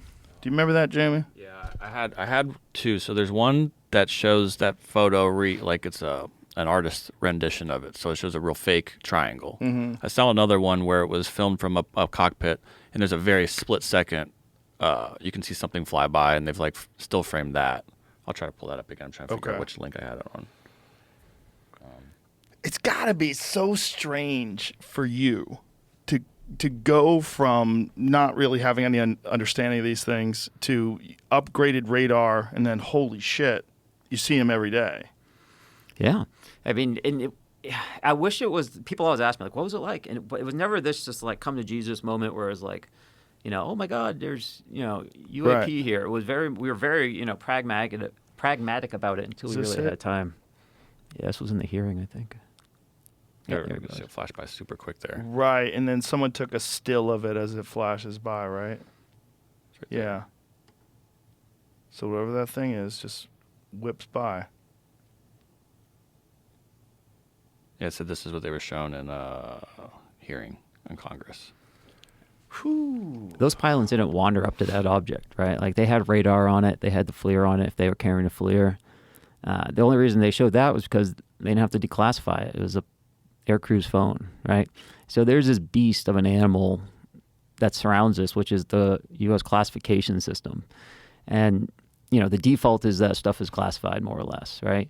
And so, that is something that needs to be contended with by, Aero, by the groups actively working in this, because they have to essentially work against that system, right? It's not intended to release information to the public. It's not why it's designed. It's designed to do the opposite of that. What, in terms of like these images that have been released, what to you is the most compelling? Have you seen any of them that have been really fascinating to you? I have heard that there's some incontrovertibly interesting stuff floating around now. So yes, there, like we said in the past, there's been stuff, but now that there's been an actual reporting mechanism since the UAP task force started that proactive system, and since then there has been recordings and things that are now floating around, the general classified network. That's not like some buried secret that people with the proper access can go and verify themselves, frankly. And I've met some of these people that have done their own homework, and they're incredibly passionate about volunteering their time to help. Some of them are helping me within the AIAA because they understand that, we're entering a new realm of understanding our world, I think. So you've heard that there's some evidence that we're not privy to, or that... Yeah, that's general public. I mean, I have no doubt that there's a plethora of images, classified images that, will give us a lot more to talk about than that frame or two that we just saw. Do you have any hope that that stuff will ultimately be released? I think that there is a pathway there. I do think there is a pathway for the declassification of data so that the scientific community can better understand it. I have been working with the American Institute of Aeronautics and Astronautics with some of the emerging players within this landscape, I'll say. and we've been working very hard to see how we can, the organization that we put together, how we can help those other institutions. In the near future, we'll be able to announce some of those collaborations so that the general public can better understand the type of work that we're going to be doing. What do you think the benefit for the government to release that information? Like, why would they be transparent about it? Why wouldn't they just continue to sort of dismiss it and look, we had our little hearings and let's just go about our business, and whatever we get, we'll keep to ourselves? I don't know. I don't know. Part of me wants to say, hey, maybe it's kind of a changing of the guard of a bit, right? I mean, it's been a while, if all the stories are to be believed, and it's kind of a new generation of people that kind of grew up in a more open society in a bit, I feel. Maybe less inclined to just bury everything away for the greater good. And that's pure speculation, right? Right. That's how I feel, and perhaps, as a bit of a new guard into this topic, But at the end of the day, I don't think, I don't know, and I hope we find out, right? I hope we kind of get the debrief at the end of the day one day, but I don't know if we'll get that. Because you've been open about this, and I know you did Lex Friedman's podcast, you've discussed this, and I saw some other things about you discussing this online. What's been the reaction from other people? Have you received more information? Have people reached out to you to talk to you about things that they've seen? Yeah. Have you received criticism from discussing this openly? I have not received criticism for talking about it openly. I think there was a period of time where, as to be expected, my former colleagues were treating this like a joke, like it was, in the ready room. But that got shut down pretty quickly from what I've heard. And generally speaking, I've had people reach out, with support, people incredibly passionate about this topic. I like the word latent demand now, because in a sense, all the stories and topics and obscuration on this topic hasn't made people's interest go away. It just kind of bottled it up in a sense, at least what I hear. Because I have, every day people mailing me saying, thank you. I can feel like I can talk about this now in like a respectful manner. I can, I'm a professor at a college, and we're going to start looking into this with the students, because the students are super passionate about this. And so, I think the younger generation is very easy to accept and integrate, the possibility, I'll say. Whereas the older guard is coming around in a sense. So I do think that it is possible, I would say, for, like we talked about, as this technology change happens with people moving into that technology faster and faster, and it kind of leaves our society behind in a bit. I think the same thing is going to happen with this topic, right? Like, there are people that are going to be able to integrate this into their reality faster or sooner than other people. And, much like technology, there's going to be advantages to people that do integrate that information. But the hope is that I think we'll get everyone there one day. Yeah, and the hope for me is that people release more of this stuff, like the leaks that Jeremy Corbell has gotten about like the transmedium device and some of the other things. There was another one where there was those pyramid-shaped objects that were flying over, and was it an aircraft carrier? Some ship. I don't think it was a carrier. Yeah, I think it was like a destroyer or something like that. What did you think of those videos? There's a lot of like. See if you can find that, Jamie. It's really weird. They're like pyramids, Mm-hmm. and they're flying around like these things. Yeah, flashing triangular shaped object. Shown through a night vision camera over the USS Russell, in footage leaked to Jeremy Corbell. So what did you watch that footage at all? Yeah. I don't know. People I know were nugged down and kind of arguing about the shape of the object, right? Triangle or not. I told people, I was like, I don't give a shit what it's shaped like. Like, these things should not be flying over a U.S. destroyer, like, right. Regardless. Like, let's focus on the right things here. There's a sense that if something can be prosaically explained, then it must be, right? If there's an unknown object that has a light on it, it's impossible for it to be a UAP, because UAV have lights and they need lights. So that's the simplest explanation, and therefore everything else is negated, right? And you need to have that exceptional evidence for it to even be considered.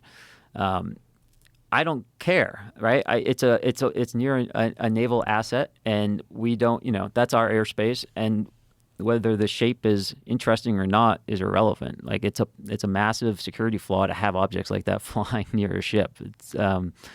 It's a travesty if that's what our Navy is allowing foreign adversaries to do. So that needs to get fixed. And if it's not foreign adversaries, then we need to better understand that as well. If you had a pile of chips and you were going to push it into like red or black, red is some sort of human-based technology, black is aliens. Can we say other instead of aliens? Okay. Like just something crazy. Some Non-human intelligence. Non-human intelligence. Something from somewhere else, whether it's another dimension, another planet. What do you think? I think there's another actor involved. I think there is another. I think that there is something that is not human that is interacting in some fashion. I don't know whether it comes from somewhere else or was here before or comes from something we don't understand, but there is a segment of the data that is just not explainable at this point. And from my experience, again, not 100%, not binary, right? But on the scale, that's the direction that I've continued to move in based off what I've seen, and I haven't had any reason to go the other way. Do you bounce around possibilities in your head of whether or not this thing is interdimensional, from another planet? Yeah. The dimensional thing is interesting in a lot of different ways. We obviously, but, we don't necessarily evolve to see reality, right? We evolve to survive in our environment, as we talked about before. And our interaction with, this 3D space-time, or 4D, I should say, may not be the complete picture. We call things other dimensions or X, Y, or Z, but what does that really mean? Does that mean a consciousness that's bound in an electromagnetic, pattern, right? Is that a higher dimension, or is that, a life form occurring in three-dimensional space? I don't know the answer to that, right? It's kind of a nuanced discussion. And I think that at the end of the day, we don't really fully understand our universe well enough to fit it into one of the buckets that we've already defined. I think there's undefined buckets that could be a participant in this conversation. Not that I say to know where they are, right? But I'm just assuming that there's unknowns, in the makeup of our universe, whether it's the 3D, 4D space-time, or whether it's something beyond space-time. And I don't know what those unknowns are, where they could live. There's your classic, vision of time travelers or people kind of stepping outside of our space-time into, another land. There's also another quote-unquote, dimension if we think about, quantum, the quantum regime and, wave functions. And, one interpretation has those wave functions not collapsing, right? And so then there's multiple realities of all possibilities happening at once. So there's lots of different definitions of multidimensional, and I think we're just still scraping the surface as it is, and we're going to learn more about where things could come from in the future. Well, I certainly hope so. One of the things that gives me hope is the fact that this is discussed openly now, as opposed to when I was younger, when I was a kid. If you talked about UFOs, you were kind of a fool. You were a silly person. That was, it's like talking about elves or leprechauns or something. It was dumb. Like, why are you concerning yourself with UFOs? Those are all silly stories. The only one that was really compelling was the Roswell story, because the Roswell story was actually reported in the newspaper that they recovered a crashed UFO, and then, they actually flew it to, I think it was Wright-Patterson Air Force Base in 2 separate jets. They flew the wreckage in case one of them goes down, they still have some of the wreckage in one of the jets, which was amazing at the time, but, then the next day they said it was a balloon, it was a mistake, and who knows what that was. I don't know how much of you looked into that story. I've read Corso's book. Yeah. But, so I've got that perspective, of course, kind of read the mainstream interpretation of it. But what was Corso's perspective on it? What did he think? Well, he kind of broke down this whole he told the UFO story as much as you could tell it. I'm not necessarily vouching for any of it, but he really goes into, details like you just described around moving things around and technologies that could have been, observed, things of that nature. Again, stuff almost like Bob Lazar, where, he's highlighting technologies and describing it one way that we now recognize, things like fiber optics and things of that nature. So, I don't know where the truth lays, but again, it's all being clouded by this classification system, right? Like the full story is still classified. And what happens when you have information gap like that is people just fill it in.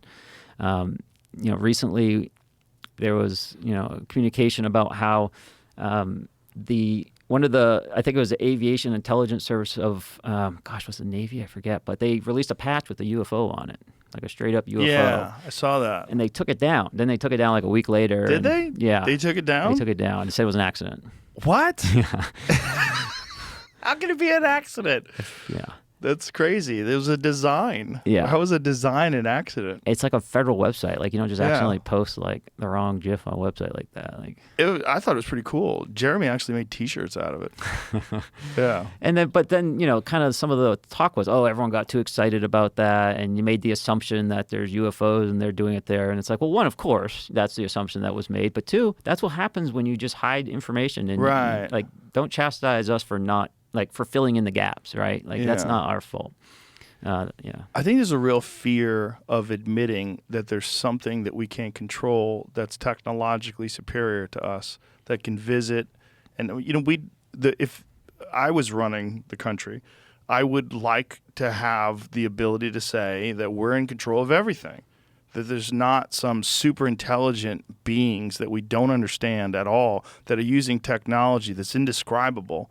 And they're visiting us all the time, and some of them we can't even see. We don't even detect them until we lock onto them with superior radar. I mean, that alone, that puts you in a position of like, well, you're not the boss, they're the boss. You're just like the fucking general manager. You know? And I think that's what I would be worried about if I was going to release that information, if I was in a position of power. If I was an admiral or general or the president, I would be like, don't tell them. They're just going to freak out. I feel like our society is more adaptable and flexible now, just with the tools we have and the way we can communicate, and the way we can, break down problems and share them digitally. I think now it'd be easier to integrate problems like that because it's easier for people to do their own homework and to integrate it. Whereas, 50s and 60s, everyone's just circled up on the TV and just getting pumped with whatever information goes out, right? Yeah, that's true. That's true, is that there's a general accepting of access to information that just wasn't the case before the internet. Yeah. And so, I think we are a more adaptable, society now, for better or worse, and we have the ability to find our own tribes, right? And to find comfort with others that have the same ideas of us. Whereas, in the past, you were on your own island in a sense. And so it's hard to cultivate those ideas. Well, Ryan, thanks for doing this, man. Thanks for talking about this openly, and thanks for coming in here and discussing it. It was really fascinating. And I hope we get to do this again someday. Maybe there'll be some new information that comes out and some new revelations. And I think we will have some new information to talk about next time. do you know something? Tell me no. Tell me right now. Would you? Maybe tell me off the air. I won't tell anybody, I promise. But I will tell people. I can't keep a secret about that. stop myself. It's too important. But it's really fascinating stuff, man. And I don't know what to think of it sometimes. Sometimes I think about it too much. One of the things that I got out of talking to Commander David Fravor was that I'm just guessing, but that instance of seeing that thing and watching that thing exhibit capabilities beyond our imagination, that's got to stay with you every day. Like that, no matter what you do, what's on Netflix, I don't know, but there's fucking aliens out there. Whatever you think is important, that has got to be in your consciousness, like right there next to you all the time. Because he's experienced something personally that very, very few human beings will ever be able to comprehend what it feels like to watch. And to know that that's out there, and to know that all of the boundaries that we think of in terms of just propulsion systems, technology, and whether or not we are actually in contact on a regular basis with something from somewhere else. Imagine having that confidence, that knowledge. You been know, wild. Dave's story is incredible. You know, Wild. to see the Tic Tac like that and hear him tell it. Yeah. And the thing that was under the water that the Tic Tac was interacting with. That's fascinating as well, that there might have been some sort of a mothership or something below the surface of the water because of the way the water was reacting. The transmedium aspect of this is really fascinating to me because it makes so much sense that if they could fly through space and they could just, if they have this ability beyond our imagination or maybe in tune with our imagination about propulsion systems and the ability to just move around instantaneously, why wouldn't they just go in the water? If they could do that, why would the water be so complicated for them if space isn't complicated? Yeah. The difference between space and our atmosphere, it's quite the energy or thickness difference, right? And so that's why things heat up when they come back from space. And really, it's the same problem, right? If you can just do that without that happening, transition seamlessly from space to air, then it should be the same principles essentially go from air to water. Especially if they're doing it with some method that's similar to what Bob Lazar described of just completely manipulating space and time around them. You'd think if you saw that, there'd be some interesting detection methods you could do or, like maybe like a redshift, if you were to beam light at it and then record some of it coming back, you could see perhaps how that light shifted due to the gravitational effects. Or if you had a sensor on each side and just like we, bend light around a star or a planet to see things behind it, perhaps we could, observe a bending if we had sensors on both sides, which sounds, difficult, but when you have, say, maybe a bunch of fighter jets flying around, they're all in a data link pumping information together, over a period of time, they're going to be in that position just due to random chance in a sense. So it's about collecting data over time versus like getting it perfectly. Has there ever been any discussion of devising some sort of a plane or some sort of a jet or something that just goes out to try to collect data on these things? Yeah, the area is not totally closed off. Like you could take an aircraft over there or a ship over there. But that's also why we don't test equipment out there because it's just international water, right? And so that's why it's like, hey, why would we be testing our own equipment here? Because anyone can take a boat over here and look up and start sniffing around. So, yeah, I don't know how to answer that question further. Well, the problem with this is I always love to come to a conclusion. Oh, well, that's this. Yeah. And that's that. Now we know. The end. Yeah. There's no the end here, you know? You're right. We haven't finished the story yet, but, just to kind of give you from some of my perspective, this conversation is still ongoing. I think that more resources and more energy and more people are getting involved.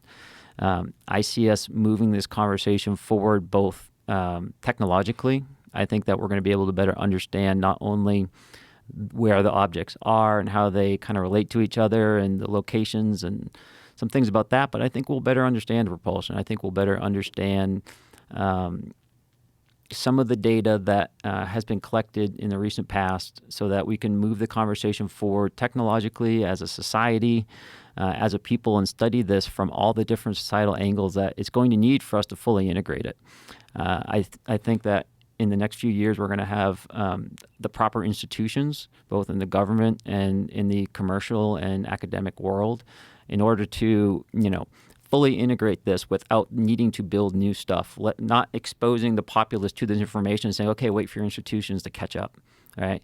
I see that landscape being built, and I think it's going to be interesting when, we have the tools within our society to really flesh out what this information means. Well, I, for one, can't wait to meet our alien overlords and see. I just want to see. I mean, I think this is all emerging, and it's really fascinating. It's I think about it too much. Obviously, look at this place. I got a UFO on the desk. There's one behind me. It's a problem. I'm working. I've left my employer to start to engage in this full time. So I'm right with you, Joe. Wow. So how are you engaging in this full time? More to be revealed next time, but okay. Like I said, there's a landscape spinning up, and I think this fall and this next winter, I think we'll have some more open conversation about what that short-term future is going to look like. Well, come on back and let us know, please. Be my pleasure, Joe. Thank you very much. I really appreciate it. It was Thank you, great, Joe. great conversation. All right, bye everybody.